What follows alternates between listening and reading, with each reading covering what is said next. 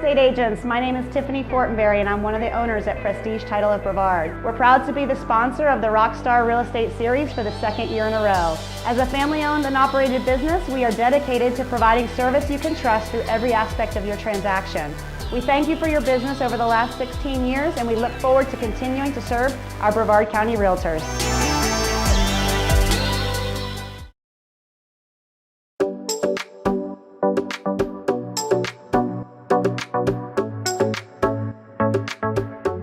People ask me all the time, why did we do this? And I'll give you the quick story behind it. We were doing a deal last October, like October 21, and with all the stuff that we have going on in our business, I just didn't have time to do it, didn't enjoy it as much anymore. So I told Pat, I think I quit, and she goes, I think I quit too. And I go, what do you want to do? I go, let's just help more people. So that's why we do this. We do this to help you guys sell more homes, and that's what we do. It's Rockstar Real Estate Series. Also, please go on our Facebook page, and Rockstar Real Estate Series, and register on there because we're posting content on there all the time too. Okay. So today we have an awesome friend of mine. His credentials are ridiculous. Like he actually doesn't look like he's really smart, but he's really smart. But I do love the guy. So am I supposed to say that? Was that wrong? No. But he was the VP of Fathom Realty, co-owner of Realty Direct in Tampa, sold 100 plus homes every year without buying a lead. That's key, right? Who's spending money on leads? Nobody. Awesome. So now you'll learn how to do it and actually make money, not spend money. He's been a keynote speaker at Inman. He's managed multiple franchises, production coach, top producing agents. I mean, he's just amazing. Welcome, Russ Laggan.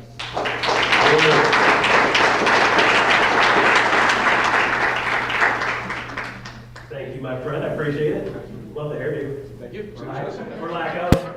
Right, it's becoming very popular. The older I get, the more popular the hairdo gets. So, yeah. Good news is like you guys know what the law of conservation is. Matter is not created nor destroyed. Hair isn't created or destroyed either. So just because I don't have it on my head doesn't mean it's not there. It's just not on my head. So it's kind of brutal, right? All right, so let's establish some playing field here today. You guys ready for this? All right. I've got like 17 years in Florida with a primary residence, okay? So I'm damn near Floridian at this point. Although I do live in Michigan full time now. My wife's family's all getting older, parents are getting older, and she's like, I want to be by my parents before they get too old. I'm like, your dad's 77. I think he passed out a while ago. I was just giving him a hard time, but he's very spry, and she's like, but they can still do stuff, so let's go hang out with them. So we live in Michigan full time, and I travel a ton anyway. So it's great to have my wife have her family around her. So, but we snuck down here for the month of February because I hate being cold, because I am what we call a pansy ass. Okay. Just want to make sure we're clear exactly where I stand on this. Okay. So with that said, there's two ways we can do this today.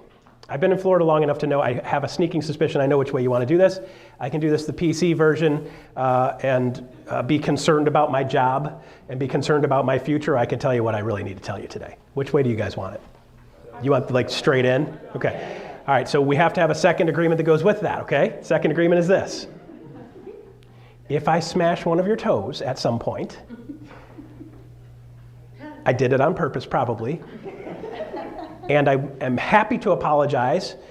So before you go on social media and say that guy's a complete jackass, come up to me and tell me I'm a complete jackass, and then I'll apologize. I've been married 28 years. I'm really good at apologizing, okay? Been practicing a ton, okay? So let me apologize first, and if you're still not satisfied, and then you want to go on social media and junk punch me, that's fine, okay? But don't cancel me till Friday, because I got stuff to do tomorrow. Kidding. All right, so let's have some fun with this, guys. Like, the real estate business got too freaking serious over the last 12 months. Can you agree? Yeah. Okay, so the first thing I want to talk about is let's talk about the mindset of a real estate agent. Okay, how many of you have been in business for less than 5 years? All right, okay, so, and that's good. Good. You're going to hear a lot of people like, oh, stupid real estate agents get into the real estate market, and all these bastards get in here and they're taking my paychecks. And Listen, let's be clear. Every one of those grousing assholes, they were new at one point too, and I was saying in 2006 and saying, hey, stupid people getting into business. Okay, so every generation bitches about the next generation coming in, right? My wife was complaining about overdevelopment. I said, you realize we are in an overdevelopment from 1953. The people in the 40s are like, they're ruining the neighborhood, putting all these houses, and the cows are gone, right?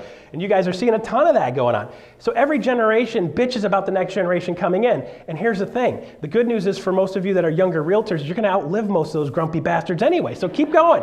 Don't worry about it. Okay? So stick with it. You'll be just fine. The problem is if you've been in the real estate business for less than 5 years, there's a lot of things that you've seen and you've been trained on that aren't accurate to the way a normal real estate business works, okay? So your exposure to what you consider normal, you're sitting there going, well, this is normal, and like, not in the real world. In the last 3 or 4 or 5 years, yes, but not normal, right? And by the way, guys, are you guys in a normal market right now? No. Holy crap. No, you're not, right? Okay, so let's quantify some of that. Oh, look at this. Asking ye shall receive, seeking ye shall find. Give somebody $100 and you can get anything. See that at the bar later. Mitch said he had $100 for you. You give me the microphone, I got the power, brother. All you. Love this. I'm not Italian, but I can't talk without a whiteboard. So I love having that available because I want to make sure you guys see some stuff too, right? I don't want to just tell you, I want to show you. And as part of the process that we talk about today is I don't want you to tell people stuff, I want you to show them, okay? I want you to be able to tell people stuff and then they go, well, let me show you. And then they go, bing, and the light bulb pops on, okay? So there's a lot of things you're gonna see today and you're gonna be like, all right, Russ, come on, really? Okay, so let me give you a short history. So I got into real estate business in 2005. I moved from Michigan down to Tampa, Florida, brilliant move. Okay, and so we left Michigan because the real estate market there was getting crushed. The housing market was getting crushed. I was not a real estate agent. I had just sold a concrete countertop company, making countertops out of concrete. Before anybody even knew what that was, I built a company and I already sold it before anybody knew what it was, right? I was selling concrete countertops at $100 a square foot. That's 12 inches by 12 inches. So I'm like, $100, $200, $300, $400, $600, $700, $800, $900. And they're like, damn, that's expensive. I'm like, you want it? Pay it. And they did. Okay, so that was kind of cool. And then some knucklehead comes in, he's like, I can do concrete countertops for $35 a square foot. I'm like, you're an idiot, okay? So I sold my company to the idiot. Double idiot, okay? So with that said, I was like, okay, what do I do? Well, I was in kitchen bath remodeling. Prior to that, you're never gonna guess what I did prior to doing kitchen bath remod project management supervising. Do you know what I did? Teacher. Really? That's a good guess, okay. No, I had something way sexier than that. Okay, I was a hairstylist. Who said that? Back there somewhere. That was sexy. Yes! The fact that you think it's possible for me to even conceive being able to do that. Thank you, you made my day. Thank you, I'm done. All right, so I was a licensed hairstylist. Yeah, go figure, right? Got super allergic to chemicals and then had to get out of the business, right? And then the old lady was washing her hair and she's like, I thought you were gay when I got married. To a girl. Okay, we gotta qualify this, okay? And that was like one right after the next all week. And I'm going, yes, I'm a little more metro than most, okay? Fine, I'm okay with it, okay? It's all right. Okay, so I go, okay, I know more about houses than most people because of the kitchen bath background, right, not the hairstyling, and then the kitchen countertop stuff. So I know a lot about houses. I should get into the real estate business. Brilliant, right? So I sold the company, tried to figure out what I'm doing, got into mortgage. Is the mortgage guy still in here? He's out back. Okay, listen, I did like 6 months. It was like torture to me, right? I did 6 months in, I'm like, I'm done, I'm out. I will kill myself before I do this for more than a year, okay? Like, I don't, like, no, like these guys, like watch what they're, let them, right? Let them, they can have it, So I love them and they love to sponsor stuff, which I'm good with too. So with that said, I did a little bit at a time there and I'm like, well, I'm not getting to do the part of the house thing that I really enjoy, which is the being in the house part, right? I'm doing paperwork. Ugh. Okay, it's my least favorite thing. Okay, so with that said, I got my real estate license, and I get into the real estate business in Michigan in '05, mid of '05, and I'm like, I'm the smartest guy I know, right? So I'm like, I'm going to invite the number one guy in the office out. Where are we going? Siri's like, I don't know where he's going, but this story's getting good. All right, so I get into the real estate business and I take the number one guy in the office out as Real Estate One, right? Big franchise, conservative, normal, classic franchise in Michigan, like big stuff, right? And I get the number one guy and I'm like, hey, I'm new here and I'd like to take you out to lunch and just pick your brain. Are you cool with that? And he's like, gotta eat. Okay, cool. So I go out to lunch with him and I said, if you were me, being brand new in the real estate business, what would you do? Damn good question, right? Yeah. And then I shut up. It's hard for salespeople to do. I shut up and I listened for the answer and he looked at me and he goes, I'd get out. I'm like, son of a bitch, really? All right, this guy's a jerk, right? So I did the next most intelligent thing I could think of. I'm like, I'm gonna get the number two guy. That guy's gotta be way better. Okay, there's some people that are a-holes and they get to the top? I thought that was him until I met the second guy, right? Who not only wasn't at the top, but he had a chip on his shoulder because he wasn't on the top. And I asked him this brilliant question. If you were me and you're brand new in the real estate business, what would you do? He said, I'd get out of the business and get out of the state. Well, that's worse than the first guy. I thought, like the first guy, I was like, thanks, brother, like team player, right? So he's like, not only would I get out of the real estate business, I'd get out of the state. And I'm like, all right, so second best question, why? And then his explanation scared the crap out of me, okay? Ford Motor Company laid off 40,000 mid-level managers. Chrysler had laid off 30,000 mid-level managers. GM didn't want to be left out, so they laid off 40,000 because they got to keep up with Ford, right? So you got 110,000 mid-level managers, level positions out in the market all at the same time within a span of a month and a half or so. Okay, so these are people in the auto industry. At that point, they're probably between $80,000 and $120,000 a year income, right? And I don't know about you guys, but you don't just go out and patch together $110,000, $120,000 a year income by like, I'll just go get a couple extra shifts at McDonald's. We'll put this together. We'll be fine, right? So then they go, oh shit, and some of them did the math quick, and they're like, we better sell our $500,000, $600,000, $700,000 house because that's kind of that same demographic, right? So the 5, 6, 7s were like, throw them all on the market. All the houses went on the market. So what happens? All the 4s, 5s, and 6s are like, oh crap, well, I can't compete with that guy. And then they started competing for who could drop their price the fastest. And what happens? The 600s ended up in the 400s, and the 400s end up in the 200s. And I'm sitting there going, I just bought a house as a fix and flipper because I'm brilliant. And I got that thing done, and I look at my wife, I'm like, we gotta get out of here now, right? My wife's cousin comes into town, Rob Hilliker, super amazing guy. I love him to death. He's like a giant hairless version of Donkey Kong. He's just like, hey Russ, how you doing? He's just big, gregarious, funny dude, right?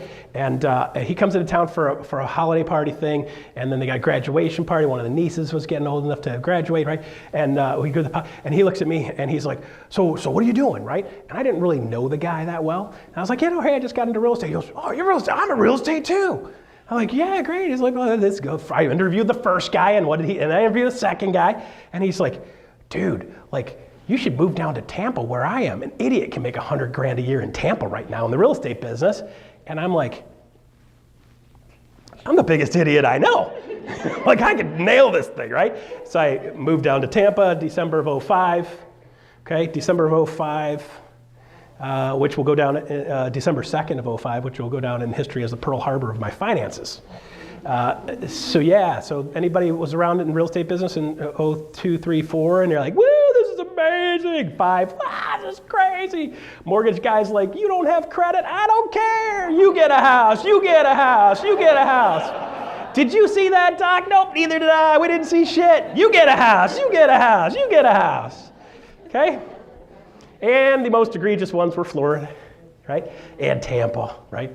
So people were leveraging their houses up in the north, and they're buying houses cash. They're like, I could buy a whole house for $300,000. Like my garage is more than that in New York, right? So that's what kicked off the market. So then I got to learn how to build a real estate business, knowing 0 people with no real estate experience in a market getting destroyed.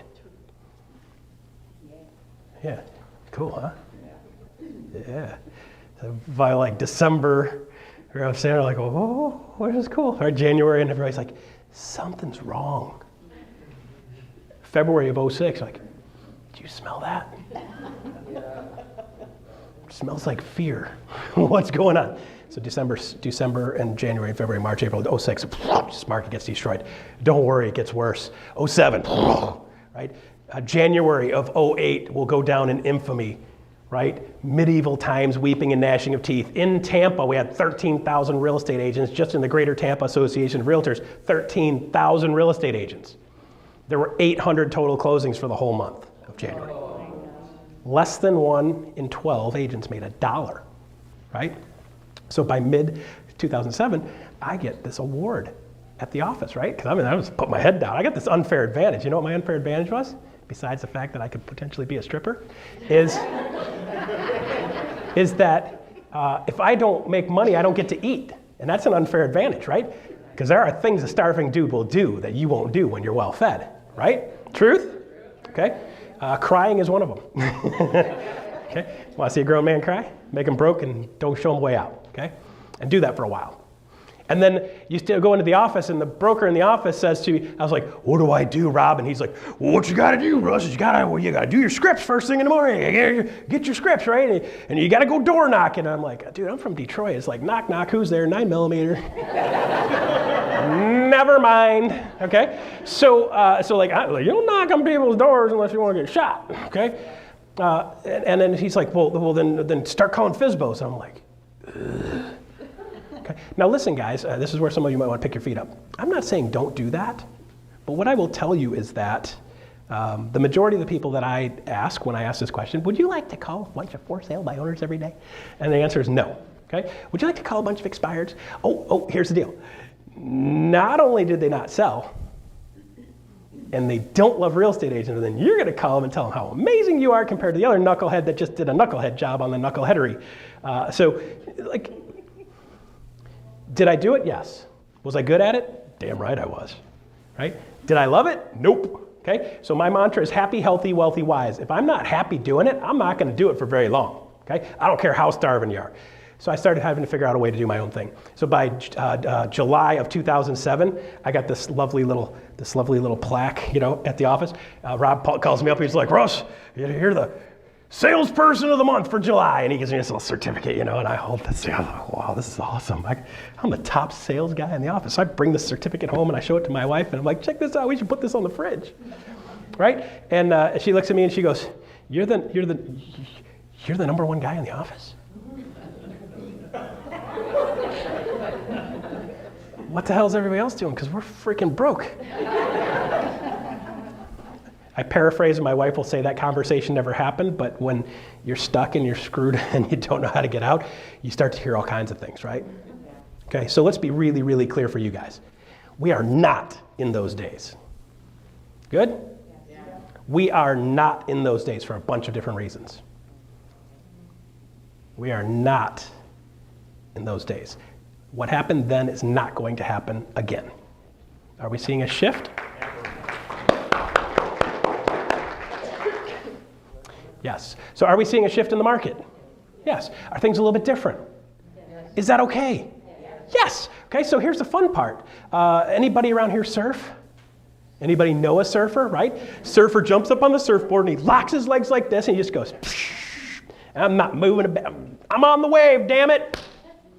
No, man, that guy's moving his feet, he's moving his body, he's moving left and right. The wave's changing, his foot position's changing, his balance is changing, his arm position is changing. He's got to constantly make adjustments. So being in the real estate business is no different than surfing.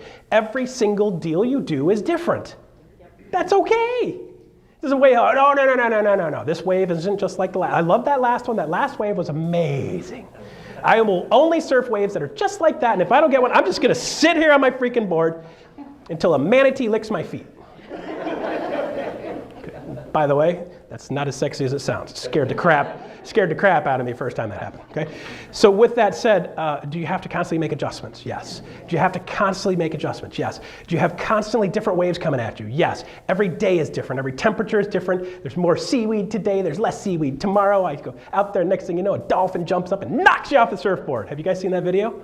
Oh, Google it. Surfer gets knocked off by a dolphin. It's the funniest thing in the world. I watch it like 18 times. Guy's like, oh, look at me, I'm on a wave, and poof, gets belted by a dolphin. They're like, I got knocked off a surfboard by a dolphin's butt, right? Okay. But the moral of the story is you got to be constantly moving, you got to be constantly adjusting, and this market is no different than that, right? Real estate is no different than that. You've got to be constantly adjusting, you got to be making adjustments, okay? So what are some of the adjustments we need to make? Well, let's be clear. Market shifts. What do we do when a market shifts? Do we make things more complicated? Oh, yes, you do. Are you supposed to make things more complicated? No, right? So anytime something is going bad, anybody watches sports, you got a sports figure in there, and they're not doing well for some reason. They're kind of off their game. They're missing the ball. They're just off. What do? They go, stop, go back to fundamentals, right? We're going to go back to fundamentals, right? Go back to fundamentals, right? What happens? They're like, man, every time I swing the stupid club, that ball goes that way, right? Like they might as well just throw the whole 12 pack of balls into the water, save me a bunch of frustration. Okay? I only buy golf balls that love to swim. Apparently. It's like water balls. Yeah, sure. I need ones that float, and then I'd get them back probably, right? Okay, so with that said, we got to go back to the fundamentals. Like, there's something mechanically wrong. Okay, great. Let's go back to simple. Okay? Where are my feet? Right? So this is what we got to start doing with real estate. So I've got 3 recipes I'm going to talk to you guys today about. And the cool part is, I noticed when Mitch asked how many of you guys are spending money on your business every month, buying leads and stuff, nobody put their hand up, okay? So here's 3 recipes you don't have to spend money on, okay? And these are 3 recipes that are real basic stuff, and you're gonna understand by the time I'm done with this conversation why you should be doing this stuff, okay? Here's the fun part. You are not gonna hear me tell you to call expired. You're not gonna hear me tell you call withdrawals. None of that, right? Okay? So what I want to do is I want to set up a system and I want to set up a lifestyle that, number one, I enjoy. And when I say to you, you got to do more business, you want to do more business, and you're like, yeah, Russ, I want to do that. I'd be like, cool, let's go do some more stuff that's fun. You're like, okay, right? Back to stripping. It's going to keep going back there the whole day, right? Okay, so with that said, we got 3 different recipes, but we got to make sure, number one, that you understand that this market is not like the past market. So all those people that are pumping fear out in the market, and you're hearing this market shifting, market shifting, market shifting. You gotta get really clear on what's going on in the market. And you need to know what those numbers are so you know what the facts are, okay? There's nothing worse than sitting in front of a seller and the seller's like, well, I know the market's shifting. Okay, congratulations. So let me show you exactly what our market is doing so that you understand exactly what you're supposed to be doing in this market, right? So if you're like, all right, I'm gonna plant my feet here, and you're like, whoa, no, hang on a second, let's look at the wave first. And then we're going to decide which way we're pointing. And then we're going to decide where we're going to jump on. Then we're going to decide where we're going to put our feet. And then we're going to decide what the movements are that we're going to be able to stay on that thing. Okay? So we've got to know what the facts are. Here's the one thing I know for fact across this nation. I've asked this question a lot. I ask people if they could tell me what's going on in the market. And routinely, I get answers that are just bullshit. Okay? The number one most important thing you can do, guys, is know what's going on in the market. The number one, not second, third, fourth, fifth, number one most important thing that you need to know as a real estate agent is what's going on in the market. Why? What's that? Clients ask you that all the time. Yeah, right? So let me ask you guys, okay? I go out and about, I'm doing my thing, sit down, having a drink, right? It happens once in a while, every day. And then the dude sits down next to me, and I look at him, he looks at me, he goes, wow, you're dressed nice. I say, hey, thank you very much. I have this thing for vests and bald heads. And then he goes, what do you do for a living? And I say, I'm in real estate. And the next thing out of his mouth is? Yes. Does that happen to you guys too? Yeah. So why do we suck at answering that question? Right? Oops, sorry. Pick your feet up. Couple. Right? So here's the worst part of it. The worst part of it is that when we get into this, and this is where I'm going to smash a couple more things, but you'll understand why in a second, okay? So it's not out of unkindness. It's because I want you guys to freaking win.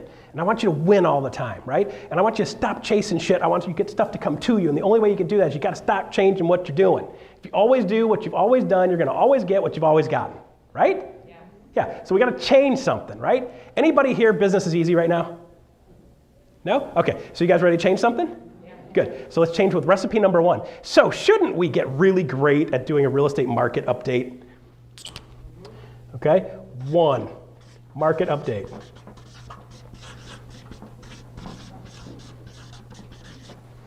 Good. Real estate market update. Here's the reason why. I know if I go out and about and I live like a normal human and I'm reasonably nice to people and I put myself in positions of doing things that are fun, I'm out and about and eventually somebody's going to say, hey, so what do you do for a living? And you say, I'm a realtor, right? And then what did you guys get taught? Did you guys get taught about you got to have an elevator pitch, right? Yeah, you guys got taught that? Yeah, throw that shit out. Hey, Mitch, I heard you say a word earlier that was worse than that, so I'm still good. Okay. Just want to make sure. Throw it out, and here's the reason why. Think about how humans work, guys. Let's get into human nature. So human nature is really interesting. So you do something, and then the human reacts, right? And you do something else, and the human reacts. And you do something, and you do it over and over and over and over and over, and then they just assume every single realtor is just like every other realtor, because every realtor, every time I ask them, how's the market, they do what? They go into an elevator pitch.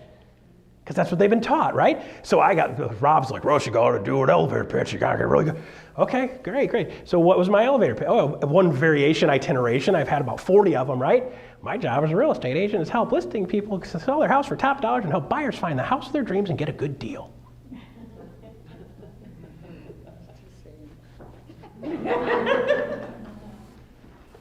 So let me ask you this. If somebody asks you a question and then you put on your salesman hat, right? Don't forget, always be closing. Coffee's for closers, right? You guys have heard that, right? This is the stuff that we get programmed into our head and then we just become that, right? So here's the thing. We do these elevator pitches and somebody asks you how's the market, you go into sales pitch mode and what do? Do they go, oh, tell me more? Has that ever happened to you guys? No? Have they ever said, whoa, let me give you my personal info? Ever? No? Okay, so if I do something a bunch of times, you got to go networking. Oh, even better, I'm going to go to BNI. Anybody in a BNI group? Here, let's force partner you with somebody that probably sucks so bad that they can't build a business, and that's why they're here. And we'll put you here with them, and then you're both going to suck together. And then you're going to force each other to do business with somebody you don't want to do business with, and you're going to realize, you know what, I'd rather give it to my cousin anyway. And then the real estate agent's not doing business because the previous mortgage person's still there doing business with everybody. They're not in the group, but they're still getting everybody's business.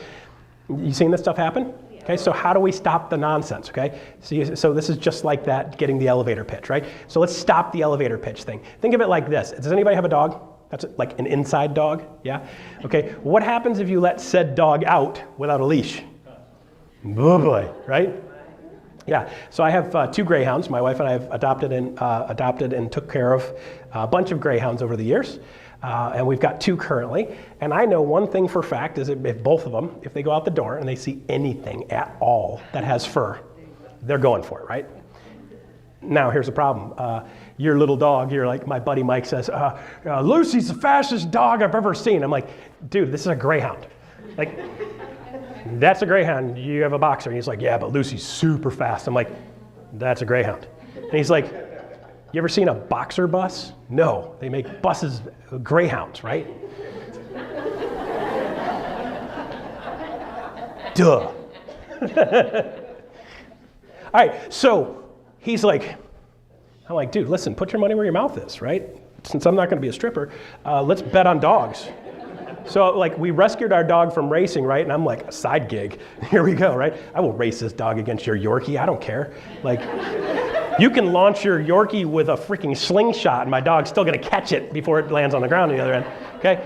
So we take the 2 dogs out, we get them out in what I would consider a reasonably safe spot for my dog to run, which is a fully enclosed football stadium with all the gates, checked them all, right? And we go out there and my buddy Mike's like, Lucy likes the tennis ball. And you could take this tennis ball and that stupid boxer, she's amazing, brilliant, super lovable dog. You could throw a tennis ball for 48 hours straight and that dog will bring it back to you every freaking time for 48 hours straight, right? That's what boxers are great at, right?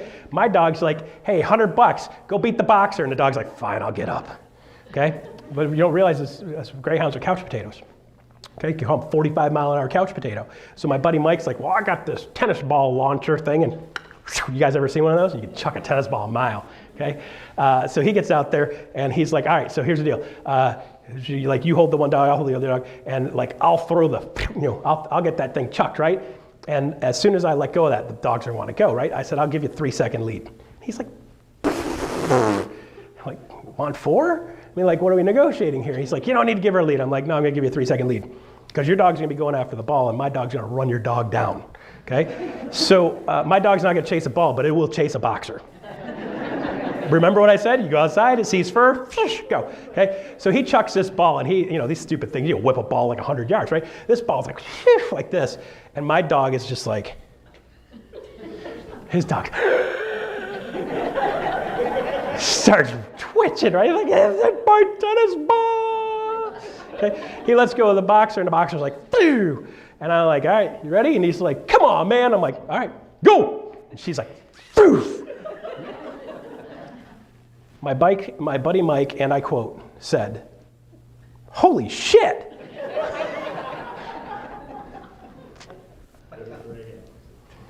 Okay, so the last thing you want to do when a greyhound gets out is chase it.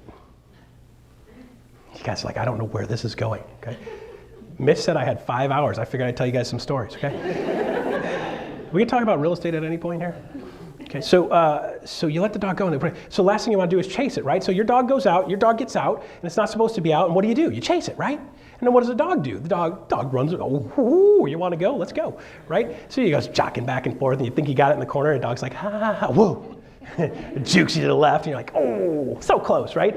So then you realize at some point you got to stop chasing the stupid dog, and you got to find some way to get the dog to come back to you, okay?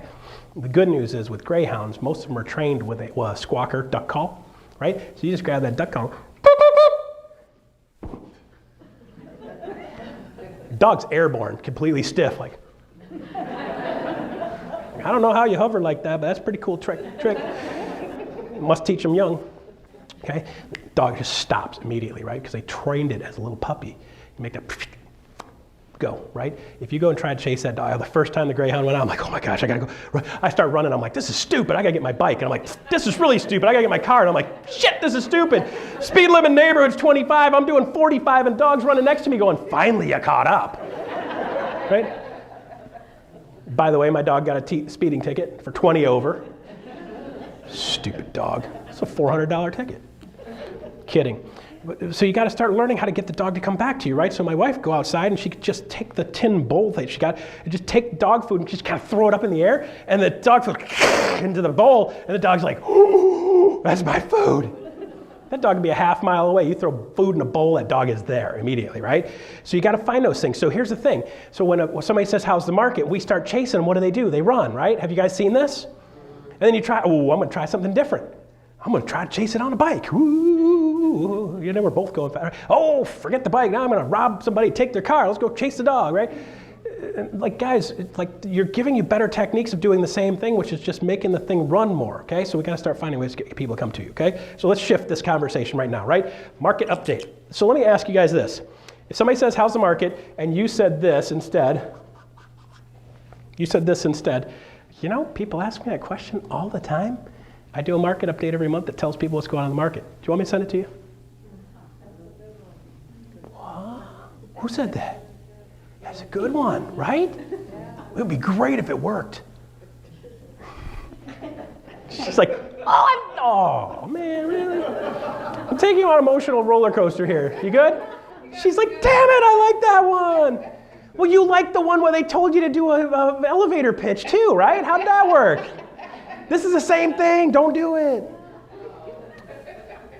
Okay, so not only have you shifted the power, you've shifted the conversation, you've gone from being a sales nerd that is hated to actually being a resource, right? Why are they asking you the question? Do they really care? Nope. Okay, I walk into the store, lovely store clerk is standing right there, and I walk in, he's like, hey there, how you doing? How you doing? Great. Can I help you find anything? No. Nope. Just looking. This is the nope, just looking of real estate. So you guys are like, oh, now I see it. Now the problem is you can't unsee it, right? It's like her picturing me with my clothes off.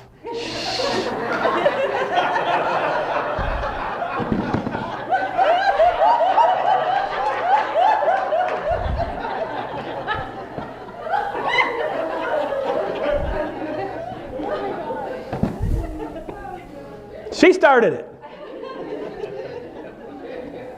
Mitch, you cannot tell anybody this is what I do on stage, okay? He's like, I'm calling Glenn Sanford. Dave Kennard's going to be on my phone right now. Stop it, Russ. Okay, so here's the thing. You can't unsee that. Okay, so let me repeat it. The part about the real estate. She's still over here giggling. She's like, I got a $100 bill in here somewhere. Guys, listen, 3 drinks later. Mitch is like, you want to go have drinks with us? No, closed start, tequila. Woo-hoo. Okay, so you got to shift the conversation. So now you see it, you can't unsee it. So let's go backwards. Let me say that again, okay? So I want you guys to hear it a bunch of times, okay? Somebody says, how's the market? My response back is? What? Why are you asking? No.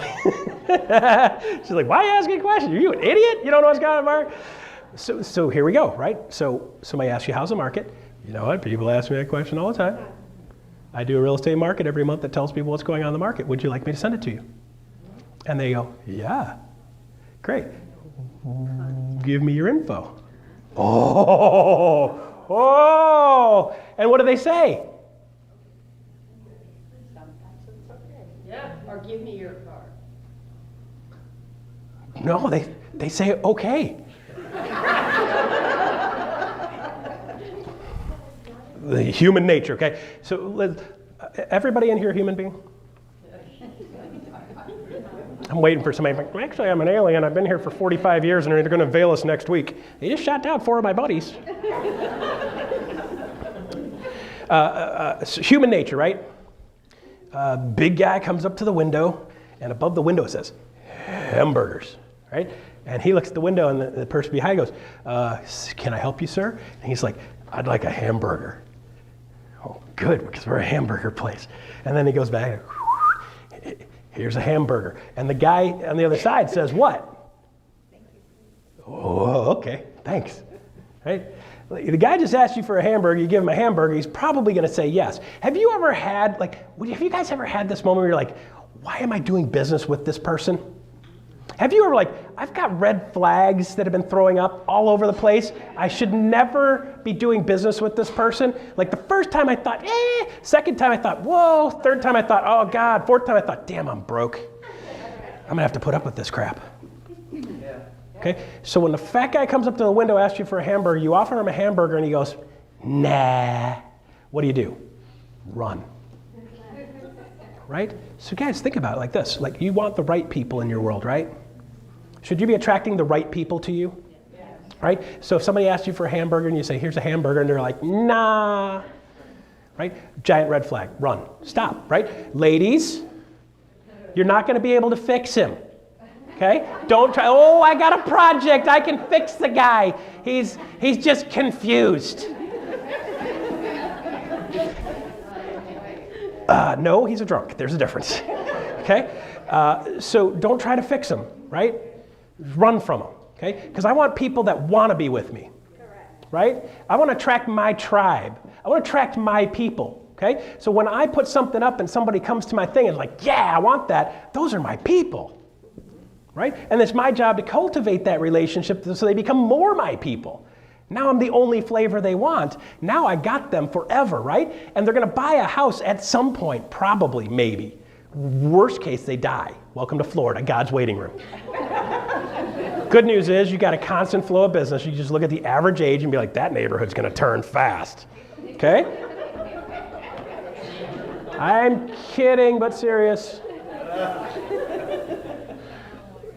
So think it through, guys, right? So somebody says hamburger, and you go, hamburger, and they're like, good, okay? Somebody says, how's the market? I've got a market update. You want it? And they're like, yeah, great, give me your info. And then sometimes they'll say, well, why don't you give me your business card? I said, well, because I stopped giving out business cards in 1990. Because here's the thing, this is my business card right now. And by the way, I'm horrible at making sure the contacts are all good. So let's just get all the info in here. By the way, can you just type your name in here too, if you want, right? Make it easy.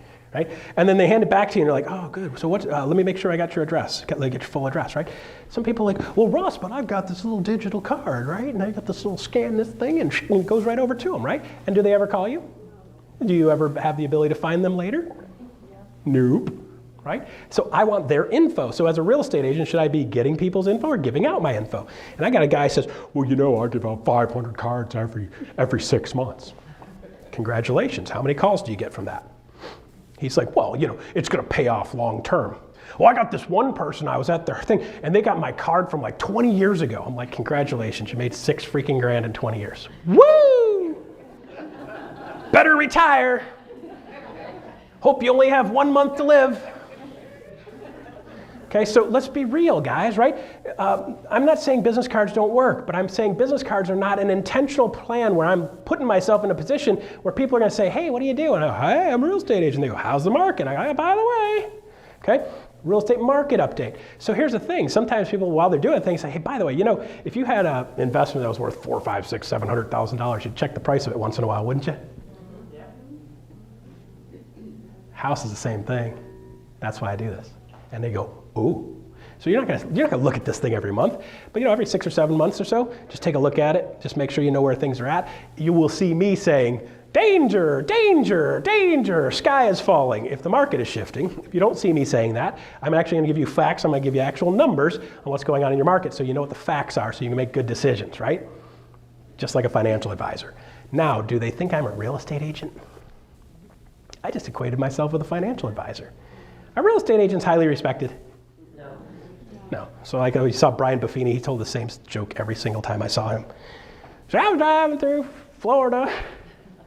I got pulled over for speeding and the police officer rolls the window down and he says, sir, can I have your real estate license, please? What do you mean? Don't you mean my driver's license? He goes, son, not everybody has a driver's license.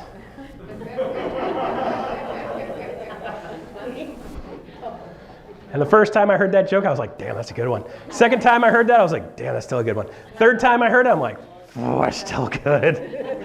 I've told it now like 80 times, and it's still pretty good.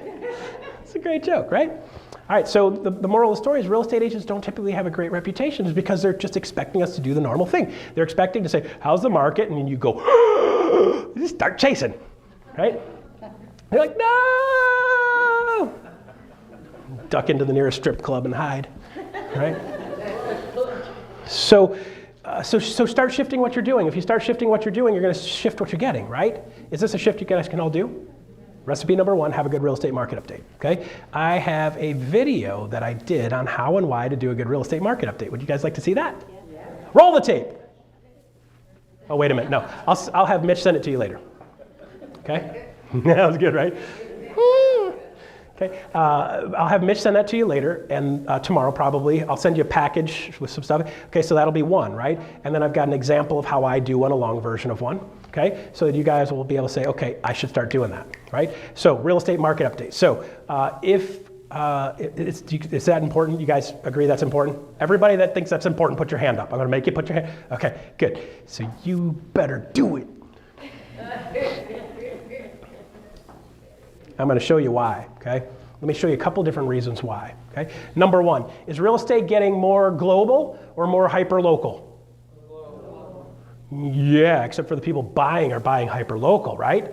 So we're having access to all the information. People from all over the globe can get the information, but in reality, people are getting really hyper-local, right?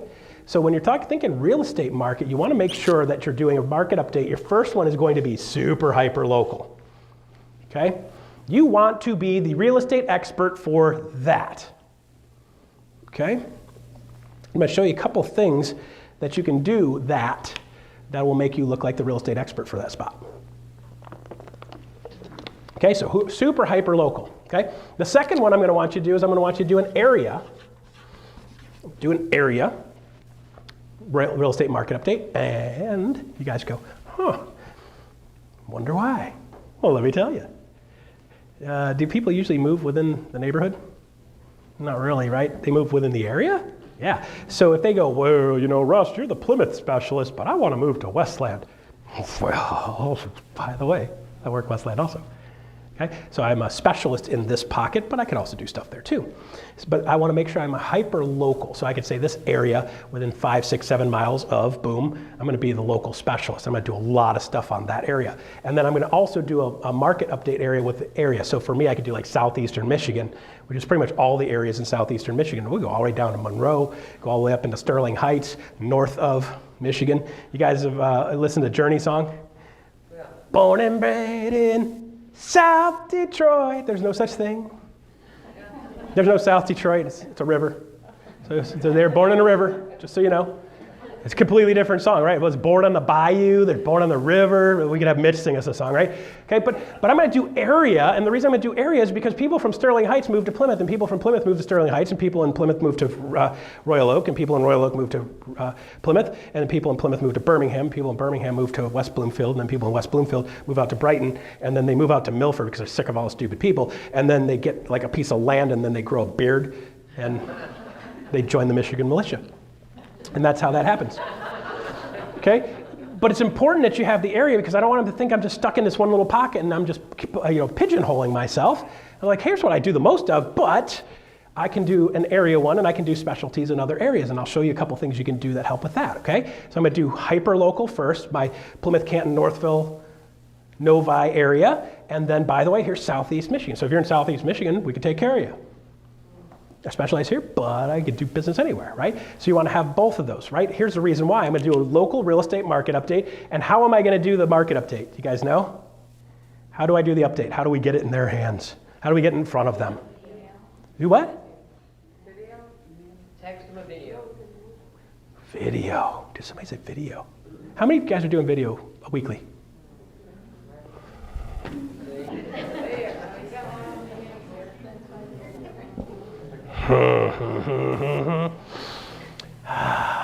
Take a breath. This statistic's going to hurt. When surveyed, the public was asked, what would you like to see most? 90% of people said what?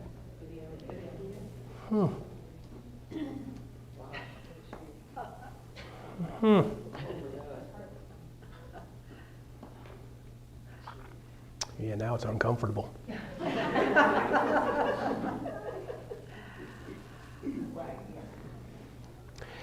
So guys, listen, let's be really clear. I didn't like doing video when I started doing video. I'm not even super tech savvy.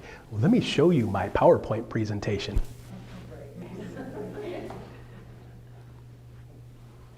It's not that I don't have a PowerPoint presentation because I can't have somebody else make one for me. It's because I can't do it myself. And I don't want to, okay? But you got to start doing video, right? Anybody here think they shouldn't do video? Anybody here think their face is too fat to do video? Oh, hold on, I'm going to insult everybody before we're done. I'm going to go South Park rules. He's like, don't worry, guys. If you're offended, don't worry. We'll get to you. We don't hate you. We hate everybody. Anybody don't like the size of themselves in a video? Face, butt, feet? Like my 1 foot is just super chunky and I just can't. Okay. Does anybody like the sound of their voice recorded? No. You do? I hate it. Oh, you don't? Okay. She's like, yeah. I'm like, yeah, what? Okay, so let's be really clear, guys.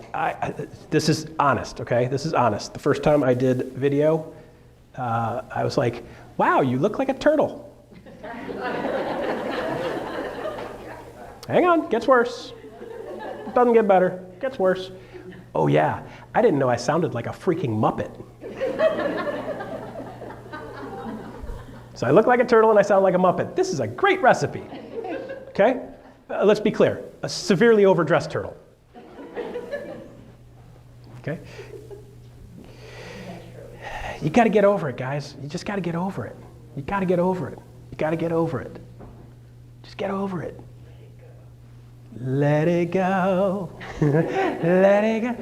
Start singing it with me, right? Let it go. You gotta do it, okay? So I'm gonna do a segment at the end. I'm gonna show you guys a couple tricks on how to do video better. Will that be good? Yeah. Okay? I'll show you how to do that. There's a bunch of funny little silly tricks that make you look less turtly and less Muppety sounding, okay? No, seriously, you're still gonna look like a turtle and sound like a Muppet, but at least you're gonna be good. Ninjas got a turtle show themselves, right? Okay, so they did pretty good. Okay, so local and area, but you got to do it on video, okay? And the reason we're going to do video is we're going to make sure that people see us, okay? It's super, super important that, so super important that you do video, and here's the reason we do video. A lot of people are like, well, I post the thing with the market stats all the time, Russ. I'm like, yeah, but that's not you, right? Do you want them to see you as an expert? Do you want them to think you're an expert? Do you want them to pay you like you're an expert? Well, you better freaking start sounding like one. And the easiest way to sound like an expert is for people to see your pie hole saying experty things. Okay? So you got to get experty things to pop out of your pie hole. And then people are going to be like, oh, that guy sounds like he knows what he's talking about. Don't tell them you don't have a clue what you're talking about. Just let it roll, right? What they think about you is none of your business. Okay? So you're going to do video, and here's the reason why. I'm going to do video, but I'm going to do hyper-local. I'm going to post it 2 times. And people will say to me, Russ, well, what kind of social media should I post this on? I don't know, whichever one you use. Listen, if you're still using MySpace, probably should update. But like Facebook forward, run with it. Okay? People are like, but Russ, you got to do TikTok. I'm like I'm from the areas like TikTok, don't stop, to the, right? That's like 80s hip hop, right? I'm an 80s hip hop dude. So like, but video, you gotta do the video and you gotta get it out there and you gotta get it on your social media, and people say, which one? Whichever one you use all the time. Well, should I do a business page? I don't know. Do you wanna have people come to you or come to this pretend business that you're doing? I want people to come to me, right? I want people to come to me and say, Russ, you're my guy, right? But there's only way they're gonna do that is, number 1, if they see you, number 2, if they know you're out there, number 3, if they're like, that guy says some experty stuff. I could trust that guy to give me good expert advice, right? But they gotta see you saying it with your face, right? So we'll get into that in a second, okay? So video, so I'm gonna do video. So, hey, by the way, do you know where you should be posting this video and hosting this video? Holy moly, there's this thing called YouTube. I don't know if you guys have seen it yet. Okay, more people will go on YouTube and find something and ask about stuff on YouTube than anything else. So we had a guy his name's Levi Lassick. Mitch, you might have heard of Levi. Holy smokes. This guy gets into the real estate business in 2020 in a pandemic, in lockdown. Like his first 50 videos are all wearing a mask, right? Like, hold on. My glasses get steamed up when I do that. Right, he's just doing videos of, hey, let me show you what's going on in the area, right? Let me tell you about all the cool places in Dallas. This guy just consistently does all the cool places in Dallas videos, and people start looking, hey, I'm moving to Dallas. Hey, oh, cool places in Dallas. I should look at this. Hey, I'm Levi Lassick, the real estate agent. Let me show you 5 cool places in Dallas. Let me show you 6 cool places to go for a walk. If you got a dog, I got a park for your dog to hang out at. Let me show you 10 dog parks. You got little kids? They're stupid. Leave them at home because you have way more fun in Dallas without your kids. Oh, wait a minute. No, he didn't do that one. Okay? But so he started just doing stuff about Dallas, right? Okay, so video is super important, so you're going to pop it on YouTube. Doesn't everybody have a YouTube channel? Okay, who does not have a YouTube channel? Would you like to know how to do a YouTube channel? Really, really easy, simple, 1 step. Okay? Go on YouTube and it's like, how do I build a YouTube channel? That's it. Right? Literally go on YouTube and say, how do I build a channel? And they've got videos on how to build a channel, okay? So just do it, right? Just start it. It's not that hard. I didn't love the process. I still don't love the process, but I do it and I do it consistently, right? So the one thing we will talk about with all of the people who are doing video and doing the online marketing / video marketing related stuff, they said, we got people that'll do all kinds of optimization, but nobody makes content. It's like we struggle getting people to make content. And I'm like, well, the number 1 thing you should be doing for content is what? Why? Everybody asks that. Does anybody say, hey, what company are you with? What kind of car do you drive? No, they don't ask you that. How many houses have you sold in the last 6 years? They don't ever ask you that stuff. They always ask, how's the market? So let's get really good at answering that. And I want to drop it on video, because if I drop it on video, then it's me and my pie hole and my fat chubby cheeks. Looks like I ate too many nuts and keep them stored there now. And I'm going to do that video and I'm going to post it on social media. And then 2 days later, I'm going to post it on social media again, because the second time, because I'm going to use the same exact video. And I post it twice and be like, hey, just in case you missed it the other day, here's real estate market update for this area. Okay? And then I could do the second video on the area because I've already got the numbers and the metrics and the information, and I can post that one 2 times too. So, hey, by the way, if you're in the southeastern Michigan, Detroit metro area, here's a real estate market update for the area, which is slightly different than the last one I posted, so you might want to check this out. So if you're thinking about moving anywhere in the Detroit metro market, here's what's going on in the market. Cool? So now I got the same info, I do 2 different videos. Now I got twice the value, right? And then I could post that one time for the local, and 2 days later, 3 days later, post it again, just in case you missed it. Boom. Because a bunch of people don't get it the first time. Are a bunch of people going to skip over it? Yes. Do I do it monthly? Absolutely. Here's the reason why. When is your seller going to sell? But I want to be there when they think about selling, right? So if you guys have ever read the book Ninja Selling, have you guys seen that? Yeah, great book, right? It's called Ninja Selling. I freaking hate ninjas. Ninjas are stupid. They got like stars, and they try to sneak up on people. Samurais, they're badass. You know why? Because they have swords. Samurai swords, awesome, okay? So in Ninja Selling, he talks about this process, and I love this thought process because it kind of quantified and articulated what I always knew in the back of my head, and it was that you need to be in the flow with somebody when they start thinking, hey, maybe I want to sell my house. You know who I'm seeing all the time, right? So you're gonna pop this in there. A lot of people will say, well, Russ, I don't want to be the real estate person all doing real estate all the time stuff. No, you're not going to be, but you're gonna be posting real estate market update stuff consistently, and then the other stuff you're gonna do is our third recipe is how to do social media correctly, so you get people to come to you, right? So you're gonna do 4 of those for every one of these. You'll be like, whoa, that's a lot of videos in a month, Russ. Yeah, you should be doing at least 2 a week, right? And I'll show you a simple recipe for doing that. Sound good? I'm going to put that video on YouTube, so I can record the video, drop it on YouTube, and then I put the link in my social media, and then it ties them to that. And by the way, it ties them to the YouTube channel. And then by the way, when they're on the YouTube channel, they'll be like, oh, hey, he's got this other thing on this other thing. I didn't know they had a dog park over there. They got Greyhound drag racing on Friday nights at 2 a.m. in Livonia? Dang, I didn't know that. My Yorkie's feeling spry. Okay? So I'm going to drop the big area one also in there. So now people are going to start seeing, oh, there's more than just that, potentially, okay? And the ones that are ready to look are going to look. And you're like, not everybody's going to watch your real estate market update no matter how great it is, right? But when they need to know what's going on, they start thinking, you know, I should know what's going on here. But hey, maybe I should look at this. They're going to look at it when they need to, okay? So you want to be there when they're ready, okay? Sound good? So the other fun part is somebody said email, right? So now I've got the same thing, same video I did. I've got it on YouTube, and I can send it in email to everybody in my sphere of influence. And here's the reason why. Is everybody in my sphere of influence on YouTube? Is everybody in social media? Same? Is everybody in my Facebook? No? So can I hit some people in email that wouldn't have normally seen it? Are most people going to open it? Nope. You're going to get about a 10% open rate, maybe 20 if you're really good, okay? The other 80% of people are going to be like, Russ guy, delete. Still saw me. Ha ha. It's like a drive-by, right? Don't know who it was. Heard the gunshots. Okay? Detroit, sorry. Everybody in Detroit's like, yeah, I know what you're talking about. Kidding. It's not that bad. It's worse. Email. So email, you're going to send it out in email because you're going to catch another cross-section of people, okay? And then here's a jacked up one, guys. You ready for this? Here's a real messed up one. Let me ask you a question. This is kind of disgusting, but if I could make you touch something that I licked and you did it on purpose, would you be cool with that?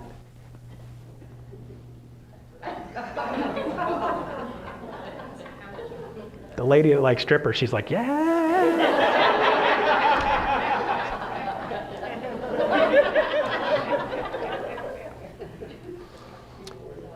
So think about it like this. If I take this piece of paper and it has a real estate market update on it and it tells people briefly what's going on in writing, are there some people that are going to see this? Because I'm going to stick it in the mail. I'm going to do this. I'm going to fold this up, right? And I'm going to put it in an envelope, right? And then what am I going to do with the envelope?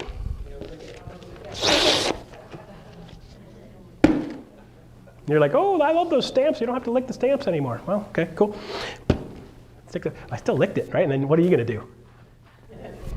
You guys are going to use a letter opener from now on, aren't you? Okay? So you might be like, Russ, that's just disgusting. Thank you very much. Yes, I'm a giant child, and I look like a turtle. But if I send you something in the mail, what's the chances of you opening it? Huge, right? Huge. How many people are getting stuff in the mail regularly from their real estate person? Nope. Guess what? Mail is dead. Not no more. Somebody been over there doing CPR on this? It's like the 55 over community on Fridays. Kidding. Mail. Okay? Send it to them in the mail. Every other month at least or so, you're going to want to mail them a quick summary. Hey, by the way, the summer's going to start heating up. I know it's February, but damn, it's hot out there. So February is the hottest February on record, and we're loving it. Have a great time. And all you people that are thinking about moving to North or South Carolina because the weather here really sucks in the summer, don't hesitate to reach out to me when you're ready to go. We call them halfbacks, right? Yeah. You guys heard that term?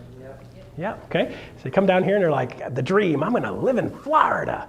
And then they get here and they're like, damn, it's hot here. Okay? And they move halfway back, okay? So, but when you're mailing stuff to people, they're still going to throw it in the garbage, but they're going to see it, right? And you're going to be top of mind, and you're going to see this on a reasonably regular basis. At least you want to do this 2 times every other month, right? You want to do this 6 times a year, every other month, okay? So 6 times a year. And the reason being is because some people are never going to see you on YouTube. They're never see you in an email. They're never going to open the email. They're never going to watch you on Facebook, but they will open their mail and they'll be like, oh, real estate market update. Cool. Now, are they going to see you actually talking? No, but will you get some closings from that? Yes. Okay. Good. So that's recipe number 1, real estate market update. Going to do it? I will tell you what, it's a game changer. It's a life changer. It really is. Okay? Cool. Woo, you like that? I didn't make it howl. Okay, so real estate market update. You're going to do it. Okay. What's that? I said you didn't have to lick it.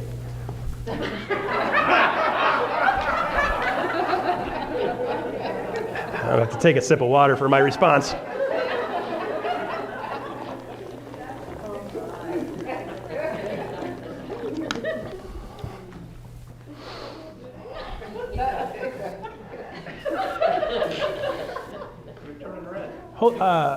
Pause the video, please. It was Valentine's Day yesterday. And no, I'm just kidding. Right. Okay, so real estate market update. You're going to do it, right? So here's a fun one. Recipe number 2. Recipe number 2. Okay, recipe number 2 is really simple and silly. Okay, so how many of you guys need to build your sphere of influence and grow it? Anybody? How would you like to add, I don't know, 60 people to it in a really quick period of time? Yeah. With people that actually want to be there? Or even better, right? Okay, so let me show you a recipe for that. It's pretty interesting. Let me show you a couple of metrics that are important too. So here's the fun part. Sphere of influence. Do you know what your sphere of influence should convert at plus or minus if you do a good job with it? Yeah. Yeah. Have you guys heard people say you should work your sphere of influence? Yeah. You hear that all the time, right? And the next question out of your mouth every time somebody's like, you gotta work your sphere. And you're like, how? Right? Just start yelling, how? Everybody's like, what's wrong with these people? Every time I say sphere of influence, they start yelling, how? Okay? Sphere of influence should convert at plus or minus right around 10%. Ooh, all right. Anybody good at math? Never mind, you realtors. Let's go to a number we know, 3%. Realtor can multiply 3% times anything on the top of their head, but they can't do it. Okay, so plus or minus, your sphere of influence should convert at around 10%. So when you're looking at me and say, hey, Russ, have you coached some real estate agents? Yep, coached a couple of national ranked top real estate agents. And the funny thing is, I'm not teaching them how to do a bunch of knucklehead stuff. I'm teaching them actually how to build a sphere of influence and do business mostly by referral. Okay, so we're talking like 2012. I resigned from running a real estate office for somebody else and went out in 2012, going from broker for 5 years, running an office, not competing, to selling houses, sold 105 houses at 13. It was all right, it was a good year. It's all right.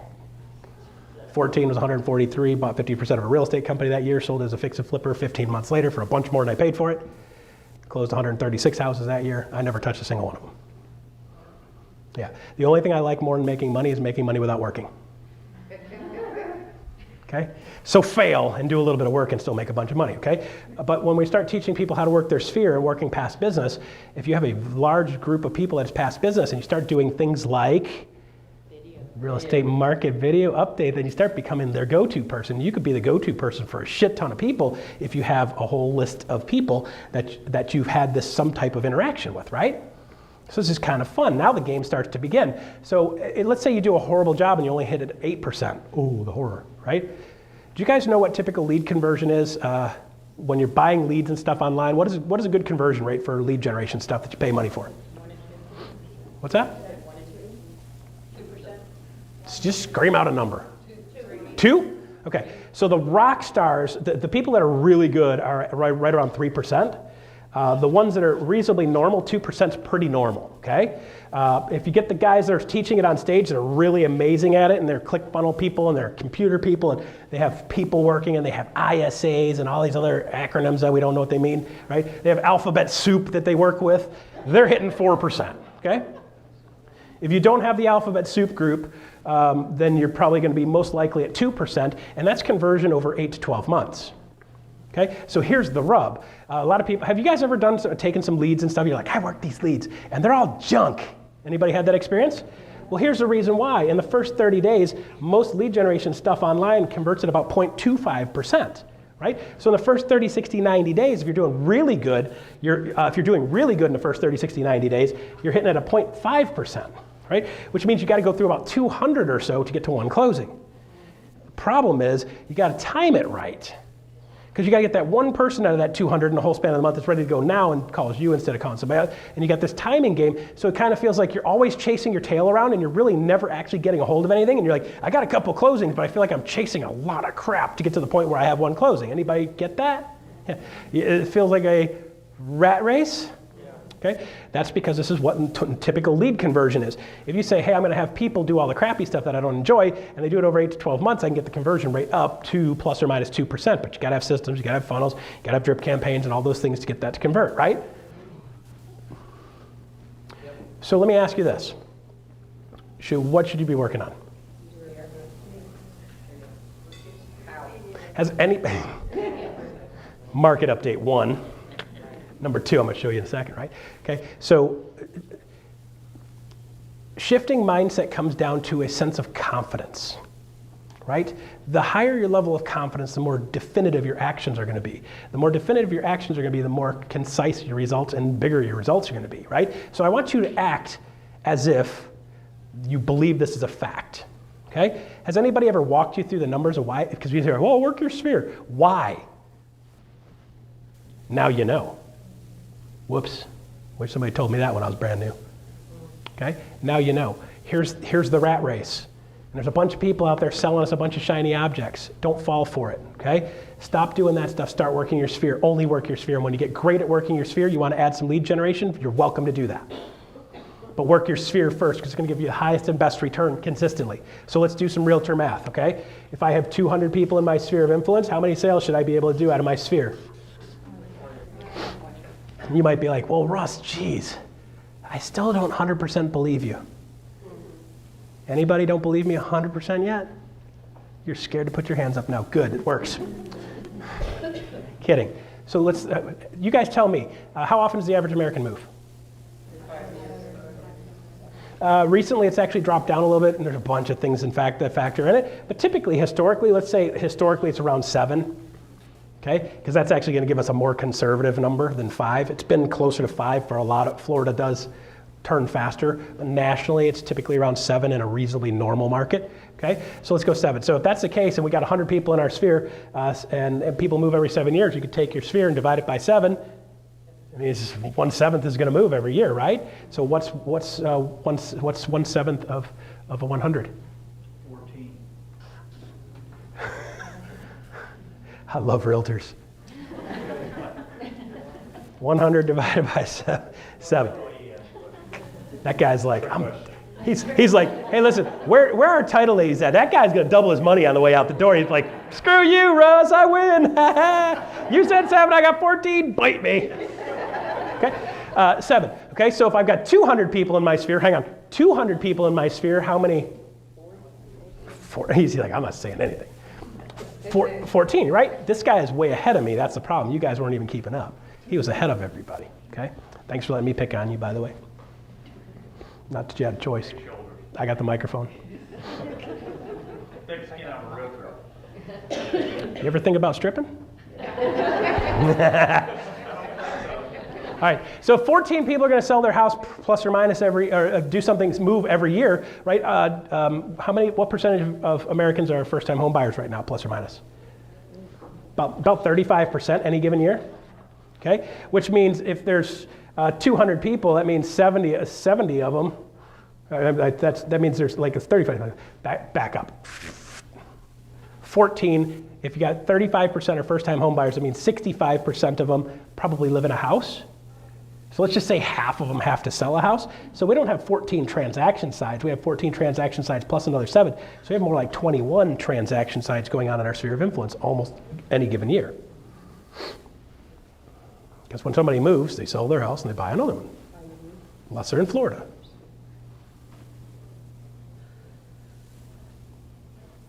Okay, so 21. So I'm not saying get all of them. I'm saying just get 10% of them. Just get 10% of the 200. Okay, does this number sound reasonable? Yeah. Does it sound like, dang, if I knew, and now I can go after this because this makes sense. 10% makes sense when you're going 21% of people are moving, transaction count wise, right? So let's leverage that and run with it, okay? So here's the deal. What are you guys selling?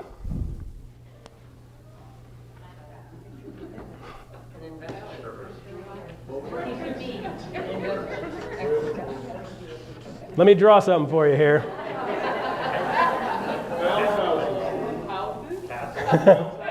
She just said, houses? Yeah, we sell houses, right? And every house we sell is perfect. No? No? Home inspector, where's our home inspector? Yeah, see, like, you want to sell that? Like, I'm selling that guy better than he sold that guy. Like, listen, the houses people are selling are junk. No, I'm kidding. The houses people are selling, there's stuff wrong with it, right? Like, does everybody live in a house? Is your house perfect? Yeah, exactly. Right? Neither is mine, okay? So we sell houses. So don't you think as part of our normal course of being a real estate agent, we should have a contractor list?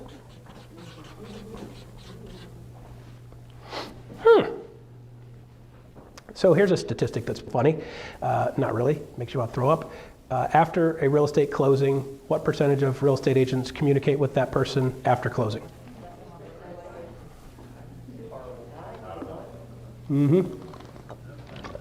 Statistics, right? Very, very low number. Less than 10% of people stay in communication with the people after that closing. This is somebody that did business with you, would most likely do business with you again, and potentially refer other people to do business with you, and you don't reach out to them at all. If you did nothing else, what should you be sending them? Damn!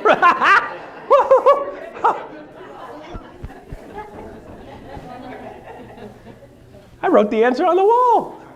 Yeah, real estate market update, right? Why? In the last 4, 5, 6 years, you're like, hey, by the way, you bought a house 5 years ago, and you know what? I'm awesome. Because your house is worth a shit ton more money now than it was 5 years ago. Call them and tell them how great you are. Hey, let me tell you what your house is worth now. Okay? And you're not going to do that, by the way. But what I'm saying is that the real estate agents don't communicate with them afterwards. And here's why. Then they start going, real estate agent, like, you got all these people you did business with. Why don't you call them? You know what the real estate agent said consistently? They don't have time. No, they have plenty of time. I'm afraid that something on the house broke, and they're going to blame me for it.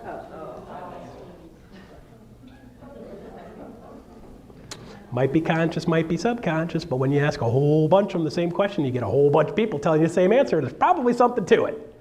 Okay? So number one, home inspections help because you kind of know what you're getting into, right? And you buy yourself a little bit of insulation. Number two, was it your house that you sold them? Well, it's probably not your fault that something broke on the house, right? So let's stop that thinking process. I'm not responsible for those people's house.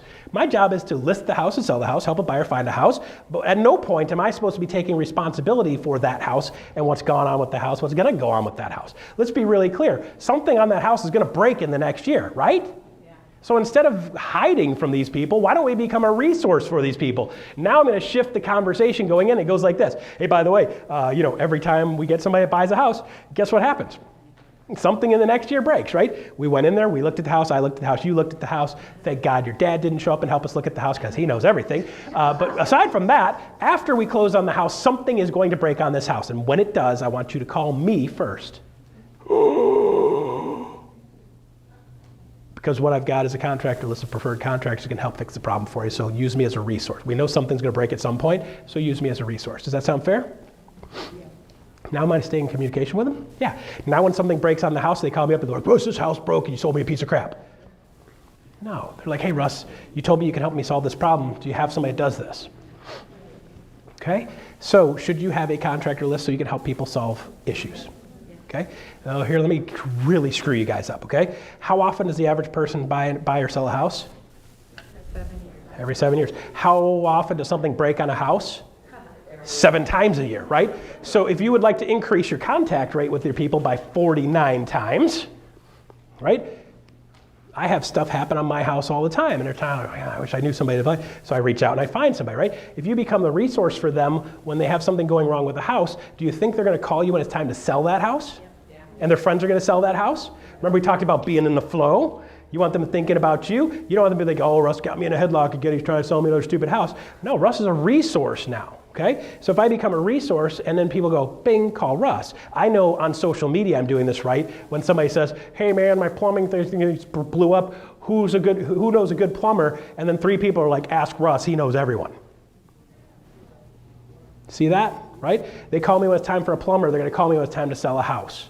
By the way, they're getting my market update every month, and they also make sure I remind them every once in a while, hey, by the way, guys, if you know of anybody that's really good in the contracting business, don't hesitate to reach out to me. I'll put them on my preferred contractor list. So I manage a preferred contractor list. Let me ask you guys, any of your customers / clients / people in your sphere of influence contractors? You think if you're there, you put them on your preferred contractor list, you think they're going to sell their house with somebody else? Some of them will. Let's be real, okay? But a bunch of them would be more loyal to you, right? So I'm going to manage a contractor list. So here's the fun part. There's a couple different things we can do with this, okay? So contractor list. So I put together a list of about 60 contractors, 60 types of contractors, since I was one and worked with a bunch of them. Okay, 60 different ones. Would you guys like to see that list? Save you from having to figure it out yourself by wandering around Home Depot. And you're like, wonder who installs that? I got a list for you, right? Okay, so here's the fun part. You guys want to add some people to your sphere of influence? What did we say your sphere of influence converts at? How many people we just add to our sphere of influence? 60. Yeah, so here's the fun part. Contractors list don't convert at 10%. Converts more like 5. Still not bad, right? So I've got 60 people. What's 5% of 60? Here, let me do this for you. 3. Okay, 10% would be 6. Contractor list convert at 3. Just because of the nature of the beast, we track it. That's how we know. Okay, so you manage a contractor. Okay, so, well, now what? Let me ask you guys a question. Simple. Are there high-end homes and low-end homes? Are there high-end homes and fix and flippers? Yep. Yes. Okay, so is a high-end plumber the same as a fix and flipper plumber? No, right? So do I want to send my $1 million plumber to a fix and flip? He's going to freak him out on the price, right? Do I want to send my butt crack hanging out ex-stripper plumber to the house at the $1 million place? No, right?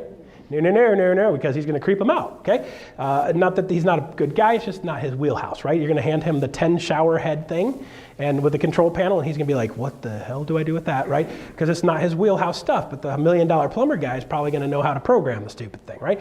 Not either one is better than the other. Trust me, when I want somebody to do a deal cheap, I'm going to call the guy that gets the job done cheap. But if I get a fancy thing, I'm going to call the guy that does the fancy stuff, and I expect to pay more for it. So we have 2 different people, 2 different customers, 2 different clients. So should I have 2 different plumbers? Yeah, so I got a high-end guy and a low-end guy. So now my plumbing list just went to 120. So you can take the list I gave you of 60, and you can multiply that by 2 because you got a high-end and a low-end. So now I got a high-end plumber, low-end plumber, electrician, high-end, low-end, high-end roofer, low-end roofer. I got a high-end landscape guy, a low-end landscape guy. Got a high-end window guy, a low-end window guy. Okay, so you start making this list, and that's going to convert at about what percent? Okay, so how many sales is that? Now, because I lost my box a long time ago, there's people that think in the box, there's people that think outside the box, and there's people that lost their box. Mine is somewhere. I don't know where, and I don't want to find it. Okay, so here's the way my brain thinks. My brain thinks, well, okay, that's great, but wait, there's more. I've got 120 contractors. I've got a high end and a low end. Is my high end guy good? So is he busy? Do I need a backup guy just because he's busy? Yeah. Is my low end guy good? Yeah. Is he busy? So do I need a backup guy for my low end guy? So I need 4 plumbers. You're going, oh my gosh, it's overwhelming. What else are you doing? You're not calling your customers after close. You got plenty of time. Got plenty of time for this. Okay, so I've got 240 people in my contractor list now, or 12 closings just coming from my contractor list. Guys, you could just manage a contractor list and make a pretty damn good living. Even if you half-ass it, you're still doing better. Let's be clear. For some of you, if you quarter-ass it, you're still doing better. Free business right there, guys, and you become a resource. Now, how do you do that? First thing I'm going to do is I'm going to go on to social media, and I'm going to say, hey, I'm looking for a good high-end plumber that works in high-end homes, that shows up on time, is a fair price, does a good job of communication, and is nice. Who do you know? And what's going to happen is you're going to have a bunch of people in your sphere of influence that you don't really communicate with on a regular basis. You're going to be like, hey, I just got a plumber guy, came to my house, he did a really good job, here's his info. Great. Thank you for that. I really appreciate that. And then I'm going to send them a private message on Messenger, and I'm going to say, hey, by the way, thanks for the plumber contact. I really appreciate it. By the way, do you get my... What? Oh my gosh, now I can resell that thing, right? So then I give them value. So they gave me value. Do I give them value back? Yeah, it's a law of reciprocity. You know what that means? Yeah, right? So when somebody gives you something, you naturally feel like you want to give back, right? So when I give them something, they naturally want to give to me. When I give to them, they naturally want to give. I give to them, they give me, I give to them, right? So law of reciprocity, I give them something back. Now here's something that's really jacked up, okay? In social media, particularly in Facebook currently, if I have somebody comment on something I post, they comment on it, I comment back under, like it, thank you for that, appreciate it, and then I go into Messenger and I click on message and I send them a private message saying thank you very much for that referral, I really appreciate it. What happens? Oh, yes you do. You are in their feed trough. You stick that little piggy face in there, feed, no, wrong feed, sorry. I've been living next to cows. Literally the field behind us has a bunch of cows. Yeah, you pop up in their feed. You hijack the way Facebook works by just doing that one little simple thing. And then you start popping up all the time. Now you're making a couple comments about other stuff, and you're helping people build a contractor list. And by the way, if anybody you know is family of yours, and they're a contractor, I'd like to add them to my list if they fit this criteria. Now people are going, wow, this guy's helping somebody else build their business. So it's Russ the realtor helping other people build their business. Part of my business is helping take care of other people. And when I help take care of other people, it makes me feel good. So I'm helping other people build their business in the process of building my business. So if you know somebody's a good contractor, send them my way. And they're like, that Russ guy's pretty cool. He's such a nice guy. He's such a nice boy.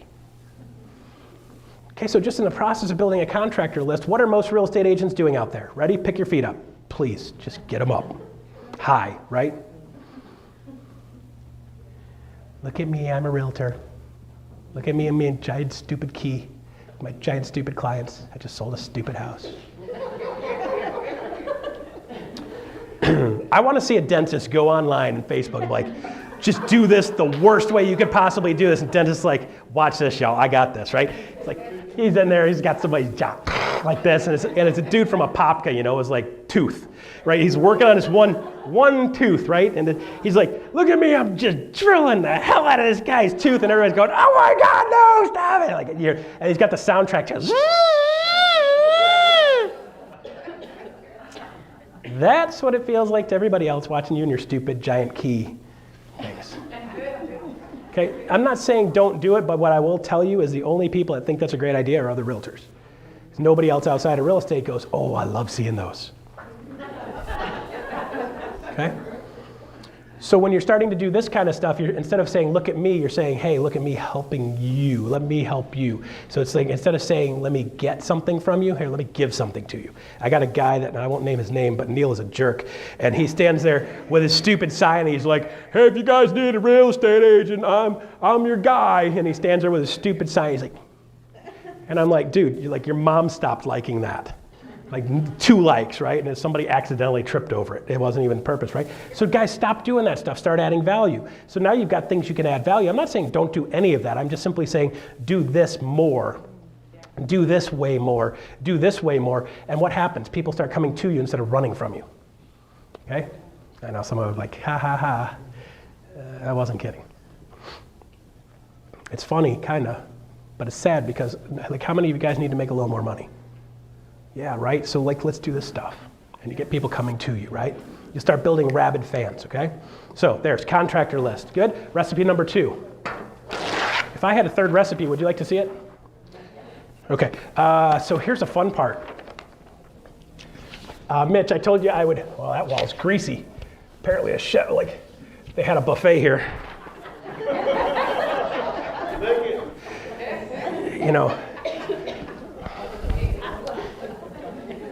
know, when I strip at night, I get this oil all over me, and my fingers are slippery. Okay, so, all right, so contractor list, good.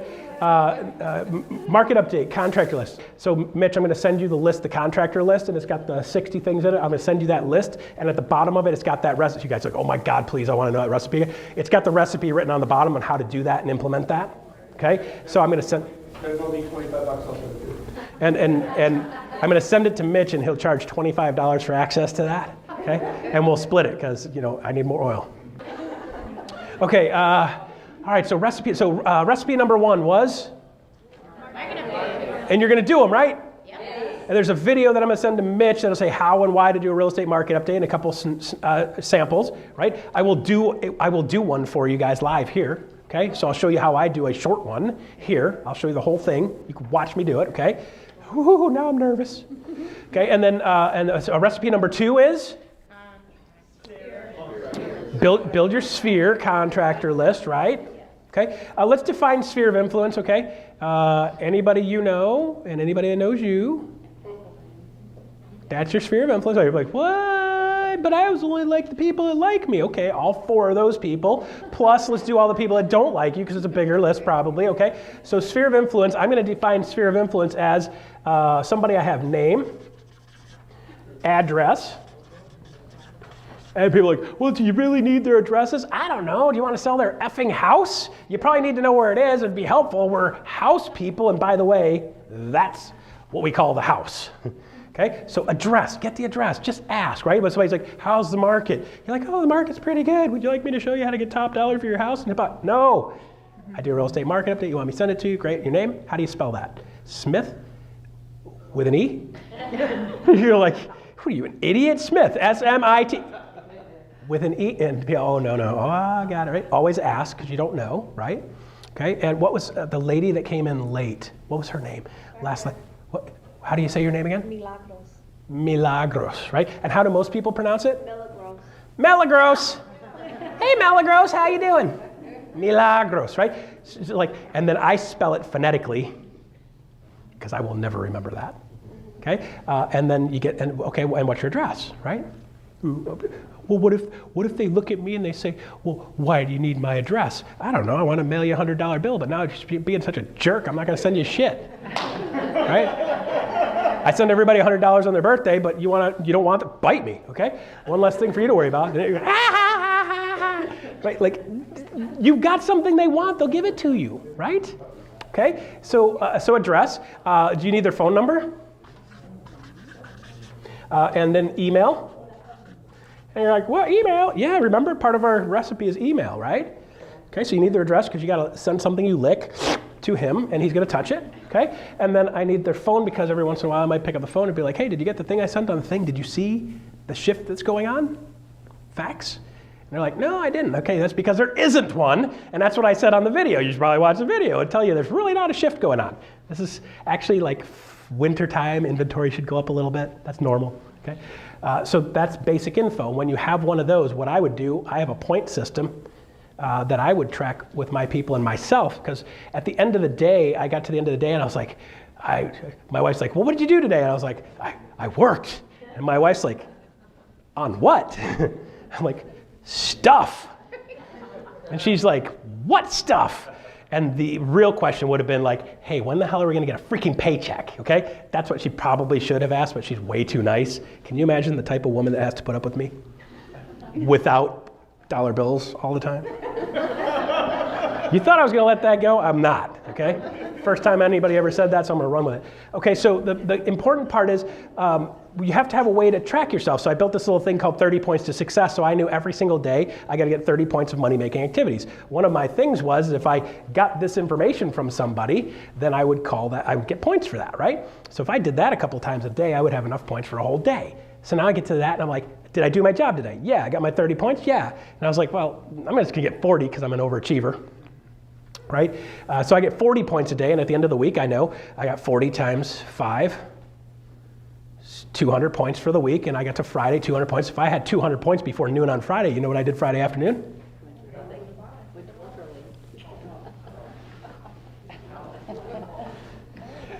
No, I rode a bike because you got to stretch before you go on the bike, right? No, I'm kidding. I'd go and play golf, right? And I'd go out and golf, and how would I go golf? I'd do it like this. I'd go out to the golf course by myself with my sticks, and I'm like, hey, you guys got 3 people, you need a 4th? And they're like, only if you're funny. I'm like, no, not really, but I'll buy drinks. And they're like, okay.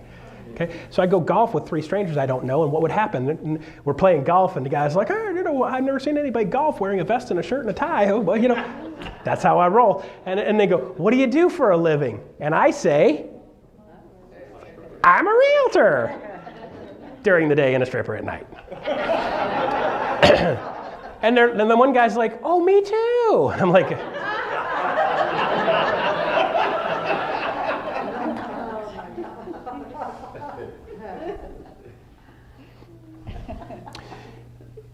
how's the market? You think that would come up, playing golf? Yeah, So guess what I did? People ask me that all the time. Okay, do you see how this works? And my wife's like, what are you doing? You're going golfing every Friday. I'm like, yeah, but I had 3 people in my sphere, and I do that once a week, and that's 12 people in a month, and that's 12 times 12 is 144 is 144 people, and I can generate 14 sales from that. And here's 6 people that I did business with in the last year that I golfed with, and that's 6 times at that point, 200 average sales price, $6,000. That's $36,000 from golfing. And golfing cost me about $3,500. So from a business perspective, we're net $32,500 ahead. Do you want me to stop golfing? You know what she said? No. You need to golf more. So let me tell you my drinking program. So I go out to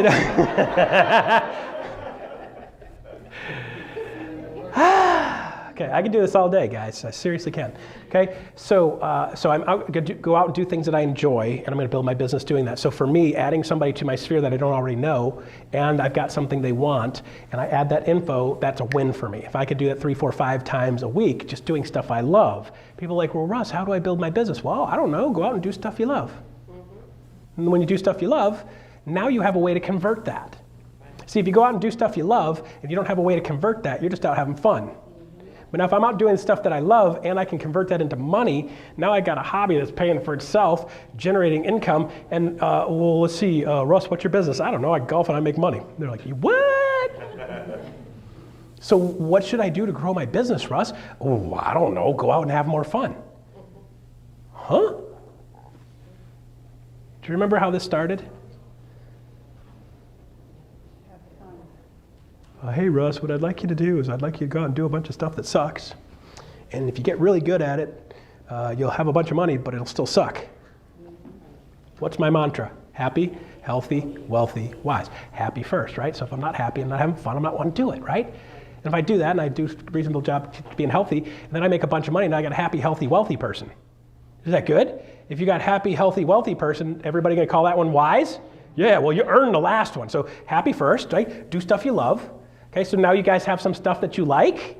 Are you willing to do? Could you like this?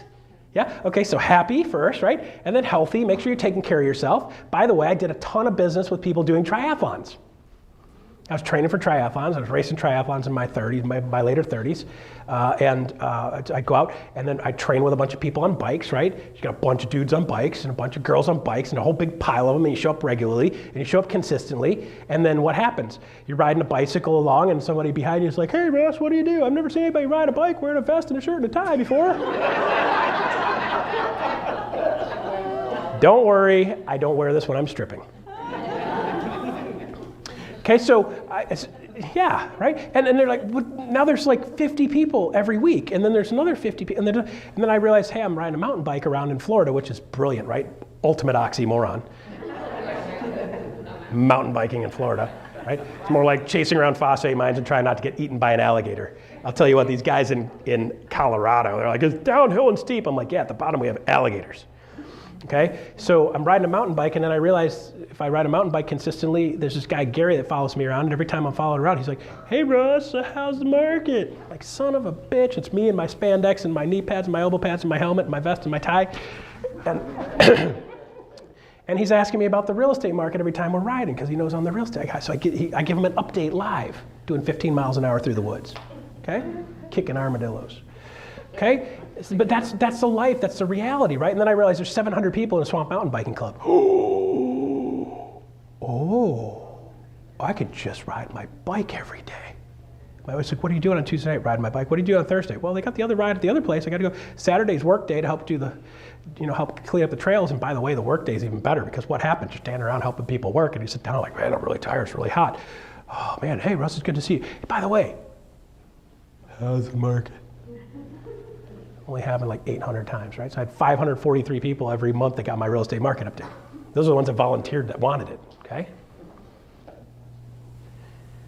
Got to get that information, count them as part of your sphere of influence, okay? So now, recipe number 3, okay? Recipe number 3, okay? Everybody says social media is important.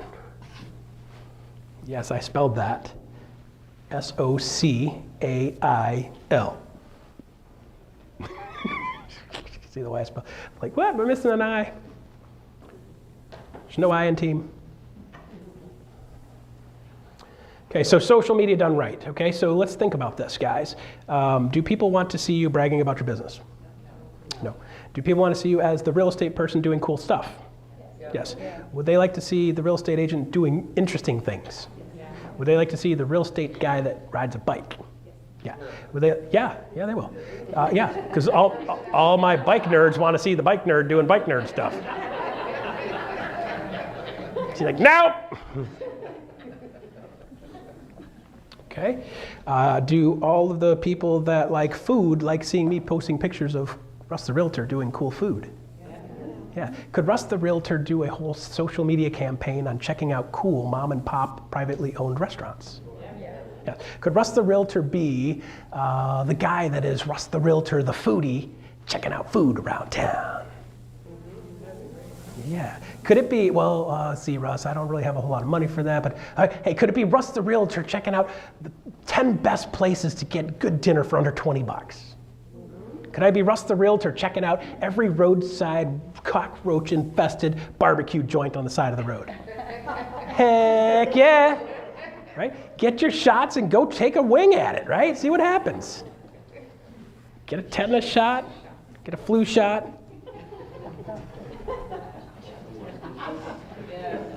Drink some whiskey and tequila after to kill any bugs you eat on that thing. Man, you have some cool barbecue, right?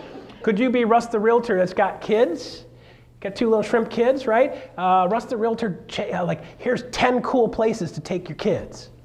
Right? Could I be Russ the Realtor that's a grandpa? Hey, if you've got grandkids, here's 5 places you got to take your grandkids. Yeah, so every week I'm going to do Russ the Realtor taking my grandkids to somewhere cool. You could be a cool grandpa, cool grandma. Go out and do stuff. You're doing it anyway, right? So could you quantify that? Absolutely.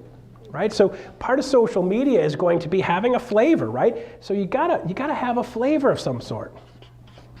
So instead of your real estate stuff and your real estate social stuff being just like, hey, look at me, I'm a realtor, it's Russ the Realtor doing cool stuff. Russ the Realtor seeing interesting things. Now let's tie that with that thing that I previewed for you guys before, Levi Lassick, this guy in Dallas. He goes out and he's like, hey, let me show you everything cool in Dallas. And when people Google Dallas whatever, he shows up. It's Levi the Realtor showing you all the dog parks in Dallas. It's Levi the Realtor showing you all the bike trails in Dallas. It's Levi the Realtor showing you all the cool restaurants in Dallas. It's Levi the Realtor doing tours of all of the museums. Levi the Realtor doing all the cool places to take kids. Levi the Realtor going to Wolf Lodge and showing everybody the water park. And he's like, naked down the water slide. Oh, wait a minute, that's me. Only did it once. Yeah. Check my police record. Kidding. Okay, so start thinking of social media differently. So stop thinking of social media as look at me, look at me, look at me, look at me, look at me. Start thinking of social media, what can I do for you? What can I inform you of? Where can I show you, right? So if somebody pops into this town right now and says, tell me 3 cool places I gotta see. What do you tell them? I don't know. Okay, so I go to Cape Canaveral, and I'm like, okay, Cape Canaveral, go to Cape Canaveral. Great, great. Well, I've done that, right, by the way, and you know, their police are pretty serious. They're like, how did you get back here? I'm like, I don't know, I was driving a minivan, the gate was open, so I just drove through. It's like, you realize you're in a restricted place? And I'm like, no, if I knew that, I probably would have tried to escape and not get caught. But since I pulled over immediately, well, you shouldn't be here, sir. I'm like, I don't know. The realtor told me to go to Cape Canaveral, so I freaking went to Cape Canaveral. So let's get real specific, okay? So, right? So think about it. Think about it from a perspective of somebody that's not from here, right? Show me 3 cool places to go. So somebody comes into town, what do they want to see here? Something you guys have that's unique. Why would somebody want to see something here, right? But by the way, if you like spacemen stuff, you guys check this out, right? I love this. So I got a little gift, and because somebody pays attention, thank you very much. She gave me a little gift. It was Ron John, right? Oh yeah, Ron John. You guys could see me surfing with this, right? Get my vest put over the top of it, my tie on, wrap it around there, long sleeve, right? So I don't get jellyfish. And then on the back of it, because I like space stuff, right? This is cool, right? Yeah. So last time I was in Florida last year, I hung out and hid for 3 months from Michigan weather because it sucks. I saw like five rocket launches. But I never could figure out where to freaking see them and get a good view of them, right? You call me. What? I didn't know you that well then. Now I know you well, right? She gave me a Tervis tumbler too with the same thing on it, okay? That's true love in my book, right? It's like, you know, true love in Florida is when you get a Tervis, right? That's it. Okay, nobody else in the world knows what that is except Florida. Everybody knows what Tervis is, okay? So for that social flavor is like, hey, if you're going to see a rocket launch, here's 2 places you got to check out, right? What else? Do people want to see the beach? Yeah. Are all the beaches here created equal? No. Do they have any nude beaches here? Yes. I already knew that. Fire up the music. Here goes Russ again. All right. So think about doing social media differently. Think about doing social media, number 1, how do I give something to you? Number 2, so how do I do something consistently? Number 3, you want to get known for the person that knows all the cool stuff about all the cool stuff everywhere, right? Do you have to know all of it? No, but you just start, right? How do you get to become known as the person that knows of all the cool places? Start going to all the cool places, right? Start asking people, right? So I could go on social and I could ask the question, hey guys, if you were in this town for only 2 days, what do you have to see? You're gonna get all kinds of crazy answers, right? Somebody's like, well, you gotta go to the bonsai place. What? Well, the bonsai guy's gonna think the bonsai place is cool, right? Beach person gonna think the beach is cool. Space person gonna think space is cool. Surf guy's gonna think the surf is cool. Bike guy's gonna think the biking's cool. Golf guy's gonna think the golfing's cool. Could you get a bunch of different answers from a bunch of different people? Yeah. So what do? I say, hey, by the way, Russ the Realtor here. I'm looking for all the cool places in this area. What do you guys recommend? Now on social media, somebody's gonna be like, you could check out this thing. And then I go and I say, thank you very much. I really appreciate that. Then what do? I go into Messenger and I'm like, hey, thanks for that suggestion on the thing over there. By the way, do you get my real estate market update? Ding, ding, ding, ding, ding, ding, ding. How do I sneak that attack on everybody? By the way, I do this every month. And by the way, I'm building out a whole series of videos on this. If you want me to keep you on the list for that, let me know. Yes, I do. Boom.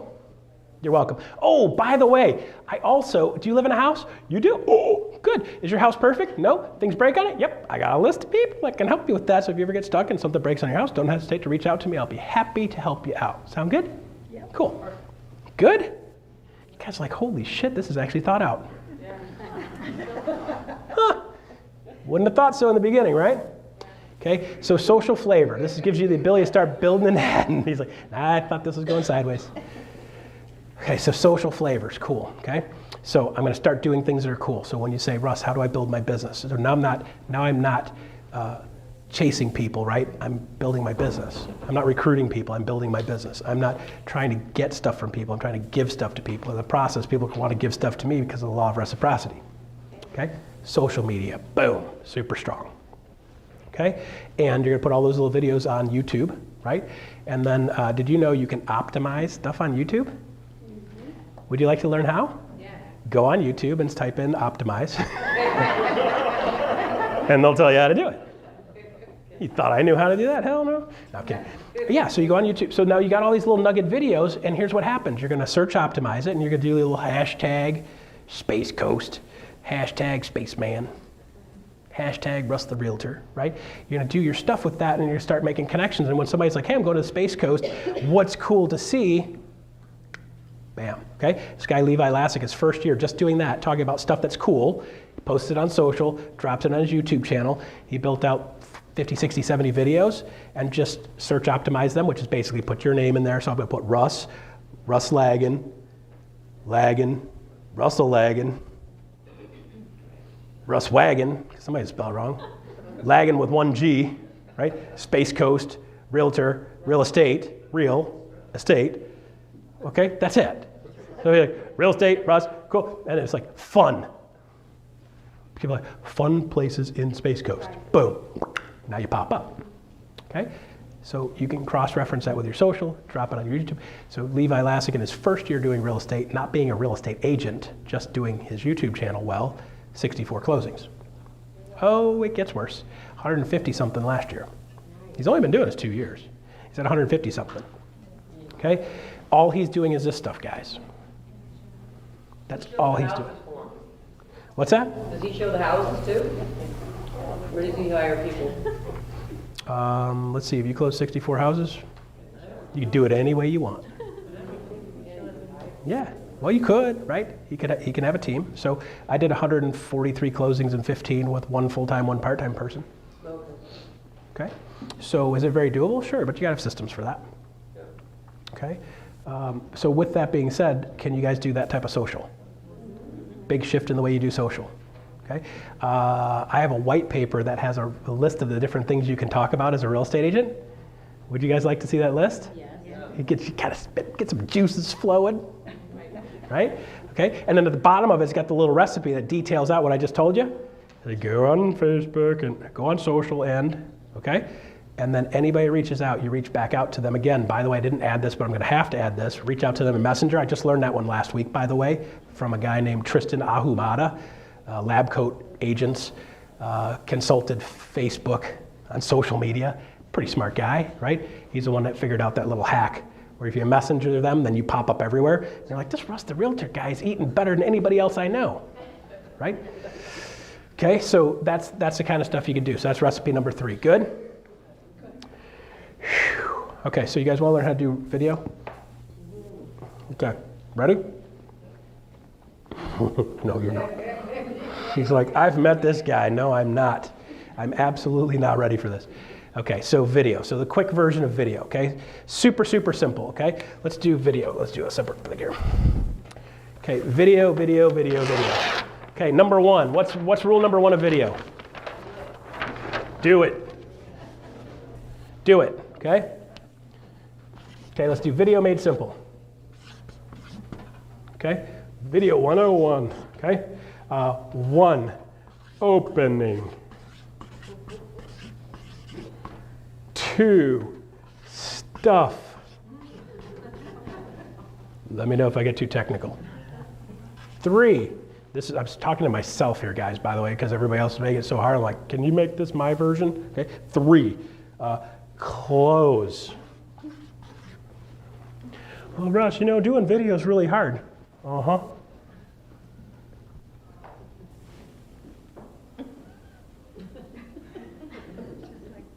I'm like, everything I do, I try to simplify, okay? So if I could actually make this 2 steps, that would be even better, right? Well, let's be clear. Number 1 and number 3, damn near identical. Okay, so you really only have 2. So if you get the opening, just repeat the opening backwards. And all you do is smash some stuff in the middle. And if you smash 2 things in the middle, we call that double stuff. So real estate video sandwich, right? Who wouldn't like a sandwich, okay? So opening. So let's get clear on the opening, okay? It's this simple, okay? Do people need to know who you are? Yep. Probably should say your name. Do people want to know what you do? Yes. Nope, but you're going to say it anyway. What else do we need in an opening? What are we going to do? Novel, right? Okay, that's it. So your opening is super, super simple. So guys, just like here it comes, right? Okay, my name is, okay, I'm from Detroit.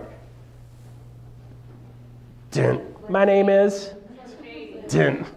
Slipper, Slim Shady. Right? Slipper, Slim. Okay, so yo, my name is, okay, and then what am I? I am a rapper. Okay, I'm the dude, right? And then what am I talking about? I don't know until I start talking. Okay, so what do we do? I'll come and do a social media video on whatever, okay? So just get really good at doing a simple opening. Can you guys practice this? Here's the funny thing, guys. I did not realize until I started shooting video that my eyebrows shot all over my head when I talked. When was the last time you stood in front of the mirror and talked to yourself emphatically? Never, right? Like only the weird people. Oh yeah, I do that all the time, right? I had no idea. Look, if I take my glasses off and I start talking to you guys, my eyebrows, like, I would lose them into my hair and they'd come wandering back down later in the story. I'm going, where did my freaking eyebrows go? They're like all over my head. And I look at my wife and I'm like, why do my eyebrows shoot all over my head when I talk? And she's like, they always do that. I'm like, what? I had no idea my face did that.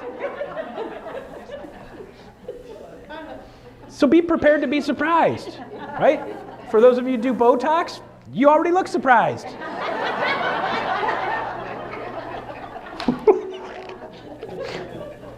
So you got to do this stuff, right? So you're just going to open up your stupid camera, right? And you're going to point it at your own pie hole, and you're going to do an opening. And then you just do a couple of them until you find one that works, right?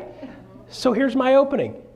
Hi, my name is Russ, the real estate dude. I'm going to tell you about this stuff. Can it be done horribly? Yes. Okay. I would rather see you do it horrible than not do it at all. Okay? So let's be clear. Are you going to start off a master? No. Okay. I build electric bass guitars. One of my bass guitars was played in the soundtrack of Terminator movies and Spider-Man by a guy named Edgardo Simone, who works for Danny Elfman. If you don't know that, Google that. That guy's cool, right? He used to call me driving up Pacific Highway, eating In-N-Out burgers. I could just picture stuff falling down his face while he's talking to me. I'm like, dude, you chew like an animal. Don't ever call me and chew in my face like when you're talking to me. And he's like, oh, I got to do this and this and that. I'm like, I don't care. Stop. Like, call me back when you're done eating. You're disgusting. And he'd hang up and he'd call me back when he was done eating, and we talk about bass guitar, and he finally got a bass guitar, you know. And he's like, hey, by the way, I played it in the last Terminator movie. I'm like, cool, right? Did I start off a master bass builder? No. I forge knives for fun, okay? Make sharp and pointy things. Fascinating. Changing the molecular structure of a piece of metal. You don't realize if you heat a piece of metal up to a certain point, you can actually smush it into a different shape. It's freaking crazy. Everybody's like, metal's hard. I'm like, not if you heat it up and beat the crap out of it, okay? All right, so with that being said, did I start off a master? No. Do I have some failures? I got a whole wall of broken stuff. And they're like, oh, my stuff broke. Uh-huh. Yeah, learn something, don't do that again, okay? Right, then I started making cleavers. There's the money, right? $300 a pop for a cleaver. Crazy. You can show up at my house and look like zombie apocalypse, ready to go down. I am prepared, okay? So I can do whatever I want and build whatever recipe I want, but I didn't start a master, You're going to have some failures, right? I would rather you do it and suck than not do it at all, okay? The only way you're going to get better at it is by doing it. You're going to learn your recipe that works best for you, okay? So hi, my name is Russ Laggan. I'm a real estate dude. Today I'm going to be talking to you about, check this out, man. I went to this restaurant. It's super cool. Boom. 2, 3 things that are cool about the restaurant, and then end. I'm Russ, the real estate dude. See you next time. That's it. Okay? Super short. So what you want to do is start off, if you do nothing else, start off with a video format, about 30 seconds, okay? You can use this on a bunch of different things, okay? Now, a lot of people say, well, but Russ, you know, I got to have this, and I got to have this tool, and that tool, and the other tool, and the other tool, and the other tool, and I can't do this without these tools, right? Oh, yes, you can. Ooh, selfie stick. Check this out, right? Watch this, y'all, okay? Pop it into a little thing there. This particular brand here is called Lume Cube, L-U-M-E Cube. This is kind of cool because it's got the little, and I can go, woo, woo, pretty cool, right? And look at that.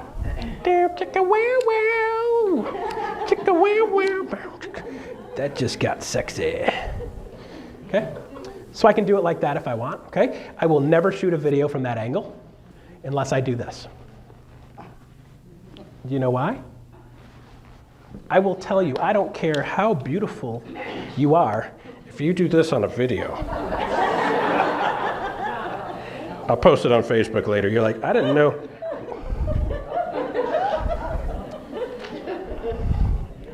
We used to say more chins then, but I'm not allowed to say that. I had a lot of chins, okay? A whole bunch of chins, okay? So I get my little gizmo set up, okay? So now I got the opportunity to get this thing away from me a little bit. I can get my head up like this, right? La la la la la. Okay, head up, shoulder back, chin forward. Otherwise, you get this. Reminds you of something else, huh? Mm-hmm.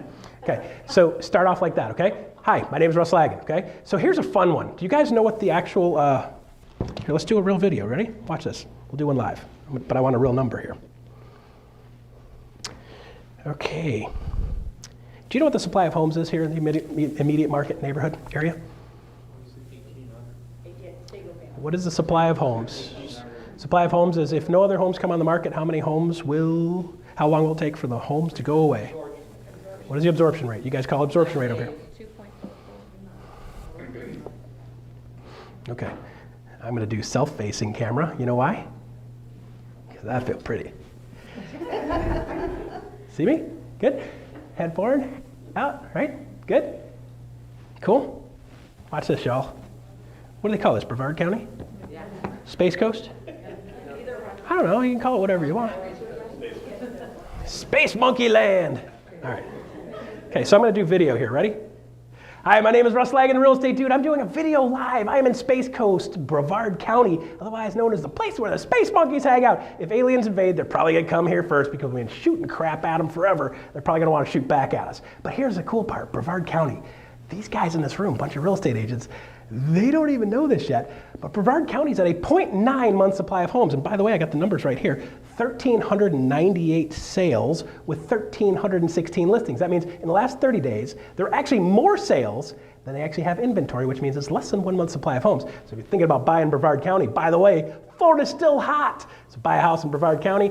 Watch people launch stuff into space. It's pretty cool. I'm Russ, the real estate dude. I'll see you guys next time. 40 seconds. Okay?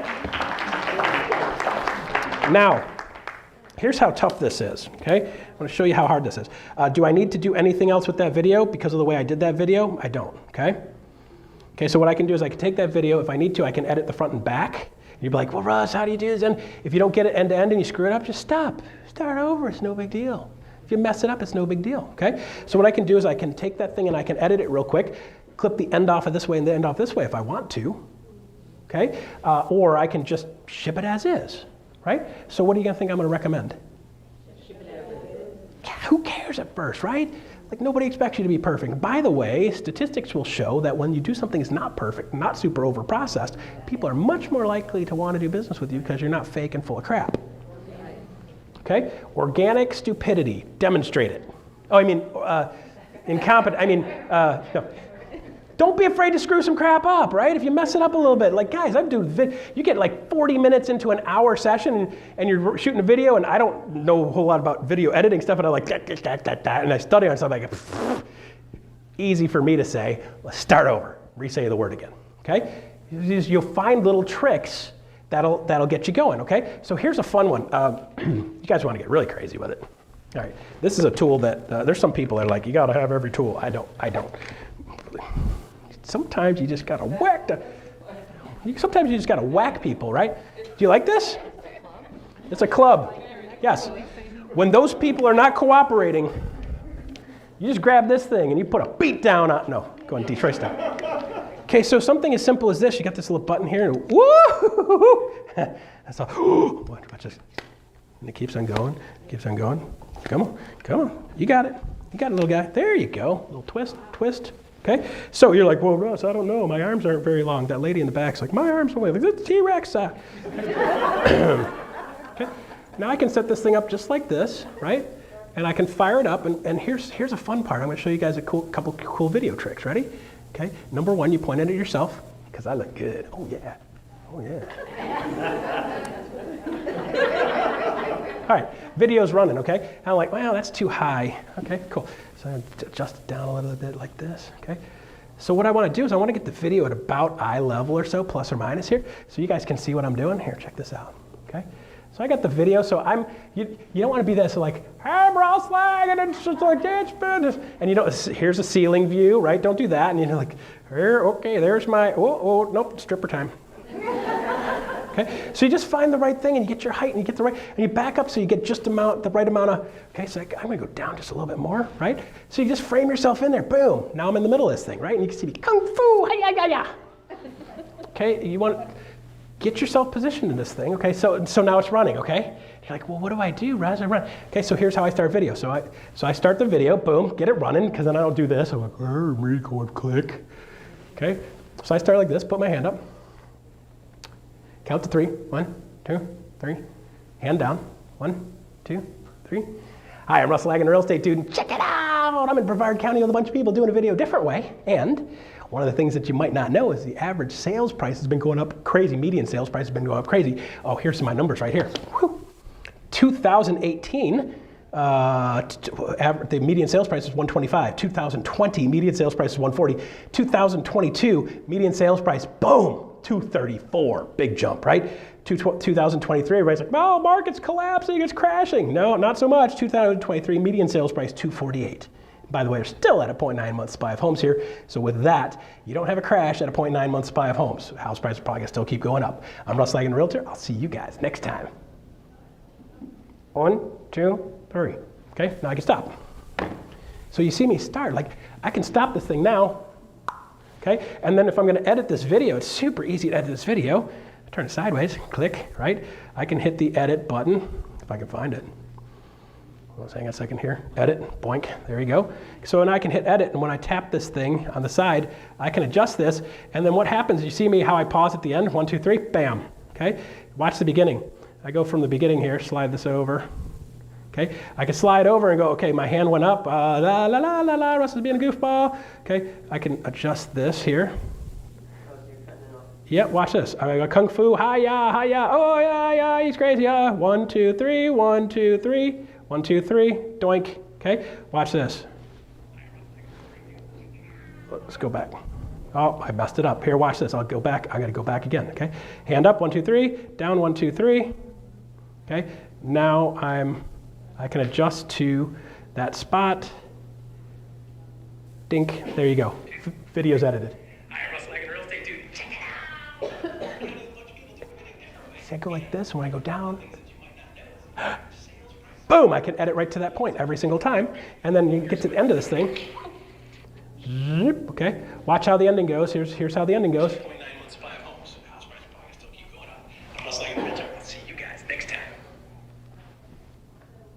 As soon as I see my hand go like this, or my hand go like this, clip, done.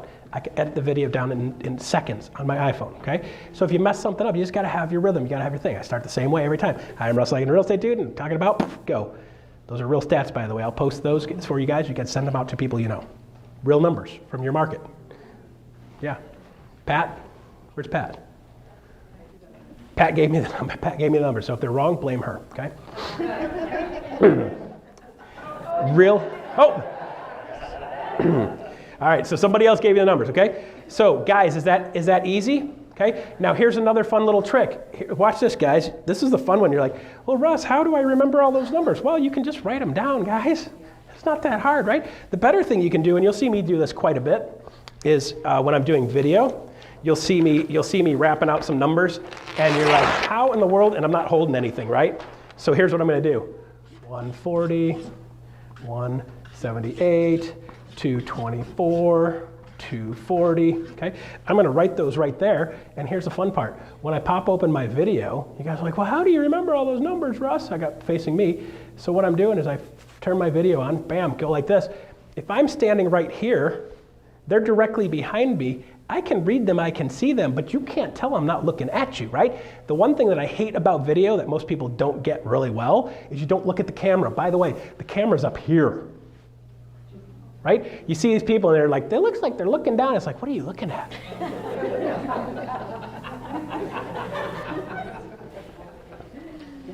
There's something to this, you guys. There's something really to this, right? Did you know that science, this is jacked up, there's science that actually proved when you look at somebody in the eyeballs, there's some type of exchange, and they can actually take you and put you in the other room and shine a light in your eyeballs, and it'll make my eyes dilate. So anybody that saw me earlier, if your eyeballs are going, woo, woo, woo, later today it's me with a flashlight going, no, I'm kidding. It was like, there's something to connection, right? They can actually prove it. There's something to connection. And then they took these people and moved them 3 miles away and did the same thing, and they still got a reaction. Because there's an exchange and a connection when you see people, and it works on video too. You get looking people as the eyeballs, right? Okay, so in doing that, I can set up anything behind me. So if I set this here, even being 51 years old, guys, with my glasses off, I can still freaking read that, okay? I could stand here, I'm in perfect frame, and it's right behind me, and you can't tell I'm reading off of the stupid thing. So I'm gonna do Russ Laggan, I'm the realtor guy, right? Realtor dude, cool. And then I'm gonna bullet point, and you're like, well, how do you remember this stuff? Bullet point, shut up, okay? So your recipe is really simple. Open, bullet point, 1 or 2, maybe 3, if they're quick, and then you close, and you stop. And then you can edit right into that, okay? That's a couple tricks that save you a ton of time. Now, if I mess up, I'm like, I'm Russ the Realtor, and shoot. Hi, I'm Russ the Realtor. Off I go, right? So I mess it up, put your hand up. Now you don't have to reset and read the camera. And when you're starting this out, you guys are gonna fiddle fart around with it because it's gonna make you delay the inevitable. Seeing your turtley goodness live, okay? You're gonna delay the inevitable, but just get past it. Like for me, if you say, hey, Russ, do a real estate market update, I can get the whole thing in, out, boom, in YouTube and shipped on social media in like 20 minutes. Okay, if I've got the info, it's super quick, okay? You'll get to the point where you're like, how do you do 3 or 4 of these a month? Or 3 or 4 of these a week? They only take you like 20 minutes. So should you guys be doing this? Yeah, okay? So here's the fun part, guys. Here's the super fun part. Okay, so when you're talking on video, or you're talking on any type of audio, even when you're talking on the phone, you need to bump up just a little bit, okay? So you wanna practice this. When you practice with your intro. Hit the video and record it. Hi, I'm Russ the Realtor. Go, right? You play it back. What is that? You're like, it sounds crappy. What you have to do is you have to understand there's something lost in that translation with video and audio, and everything kind of gets a little bit diminished, and it doesn't sound right. Okay, so what you gotta do is you gotta bump up just a little bit. So you wanna bump up like 4, 5, 6, 10% maybe max, okay? So if you're normally, like you and I are normally having a conversation, this is how I have a conversation, it's nice talking to you, how you doing? But when I'm on stage, I'm gonna bump it up just that little tiny bit, because then when I bump it up that little tiny bit, it doesn't make you wanna fall asleep, okay? So now there's a level that you go too high, which is used car salesman thing, which is like, hi, my name is Russ Laggan today. And if I did that the whole time, he would have got up and punched me in the face at some point. It's like, dude, just shut the F up, okay? Like, just calm the hell down, right? Anybody seen the movie Cocaine Bear yet? Don't be the cocaine bear, okay? So you want to bump up just a little bit because it comes across more normal, right? It comes across a little bit more engaging. It makes people kind of pull in a little bit. If you just do you normally talking and you're afraid you're going to sound a little too spastic, do a couple test runs, right? Do one, it's like, Hi, I'm Russ Laggan. Okay, little bump. Hi, I'm Russ Laggan. Little more bump. Hi, I'm Russ Laggan. Little more bump. Hi, I'm Russ Laggan. How you guys doing? Right? Listen, there's a place for that. This isn't it, okay? Can you go too far? How are you going to know when too far? Once you've been there, right? You don't know until you've been there. What's too far? I don't know. I've been pushing the limits pretty good here. Mitch, I met him, so I know you guys are like, you guys see him talking about, I'm safe. He's all the way over there, okay? Okay, so with that said, you want to bump up just that little bit, and what'll happen is people will be like, well, that video is really good. That was really engaging.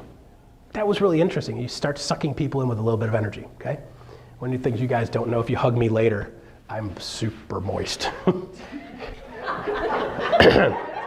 I'm like a bundt cake that just came out of the oven right now.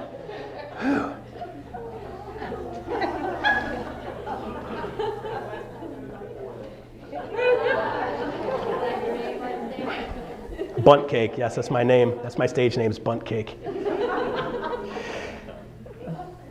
You know you got it right, and you know you're doing the right thing when you're pushing out some energy. You feel it, right? So, like, guys, if you don't realize this yet, start studying it. You guys might think I'm a little bit batshit crazy when I tell you this, but everything's energy. If you don't believe that, start looking at it. Science has proven it, okay? They've been talking about it for 4,000 years. There's a dude named Hermes was talking about it back 4,000 years ago in Egypt, saying, hey, Egypt, Hermes, right? Hermetic. So, yeah, okay, this person hangs out in Egypt a lot, okay? So with that said, and I'm not making that up, 4,000 years ago, this guy's going like, okay, guys, well, one thing that's cool, you gotta know, everything's energy. What? Okay, so science is starting to show all this stuff to be true. Do you guys feel the energy coming from me? Right, do you feel the connection? Right? So when you start putting energy out and you really give a shit about other people and you start putting that energy out and try to help them move the ball forward, man, I get hot. I get really, really, really warm because I'm putting out a ton of energy. I'm not moving that much, but I'm putting out a ton of energy and I'm giving you a piece of myself, right? And I want you to take it with you. So think of it like this. When you're doing this stuff, you're giving a piece of yourself, right? So when somebody's like, I've met a couple people when we were doing this event and it's like hugging you is different, like, because I'm hugging you, giving you something instead of taking something from you. Have you ever hugged somebody and you feel like a black hole just sucked you dry? Won't go near that guy ever again, right? It's like your battery charger, gone, right? Okay, and there's other people, you just feel energized when you're around them, okay? There's something to that. Something to that. So you can do this and pretend and be this, right? So just bump that little bit up when you're meeting people, when you meet somebody, when you're out and about, you're like, hi, I'm Russ Laggan, it's great to see you. There's something to that. Smile, you look them in the eyeballs, right? The video's the same way. You smile, you look them in the eyeballs, and you give them a little bit of your energy, right? And then you're gonna find people are more attracted to you. Okay? Good? A couple interesting tips? All right, cool. All right, good? Oh, shoot, I'm 5 minutes late. I'm done.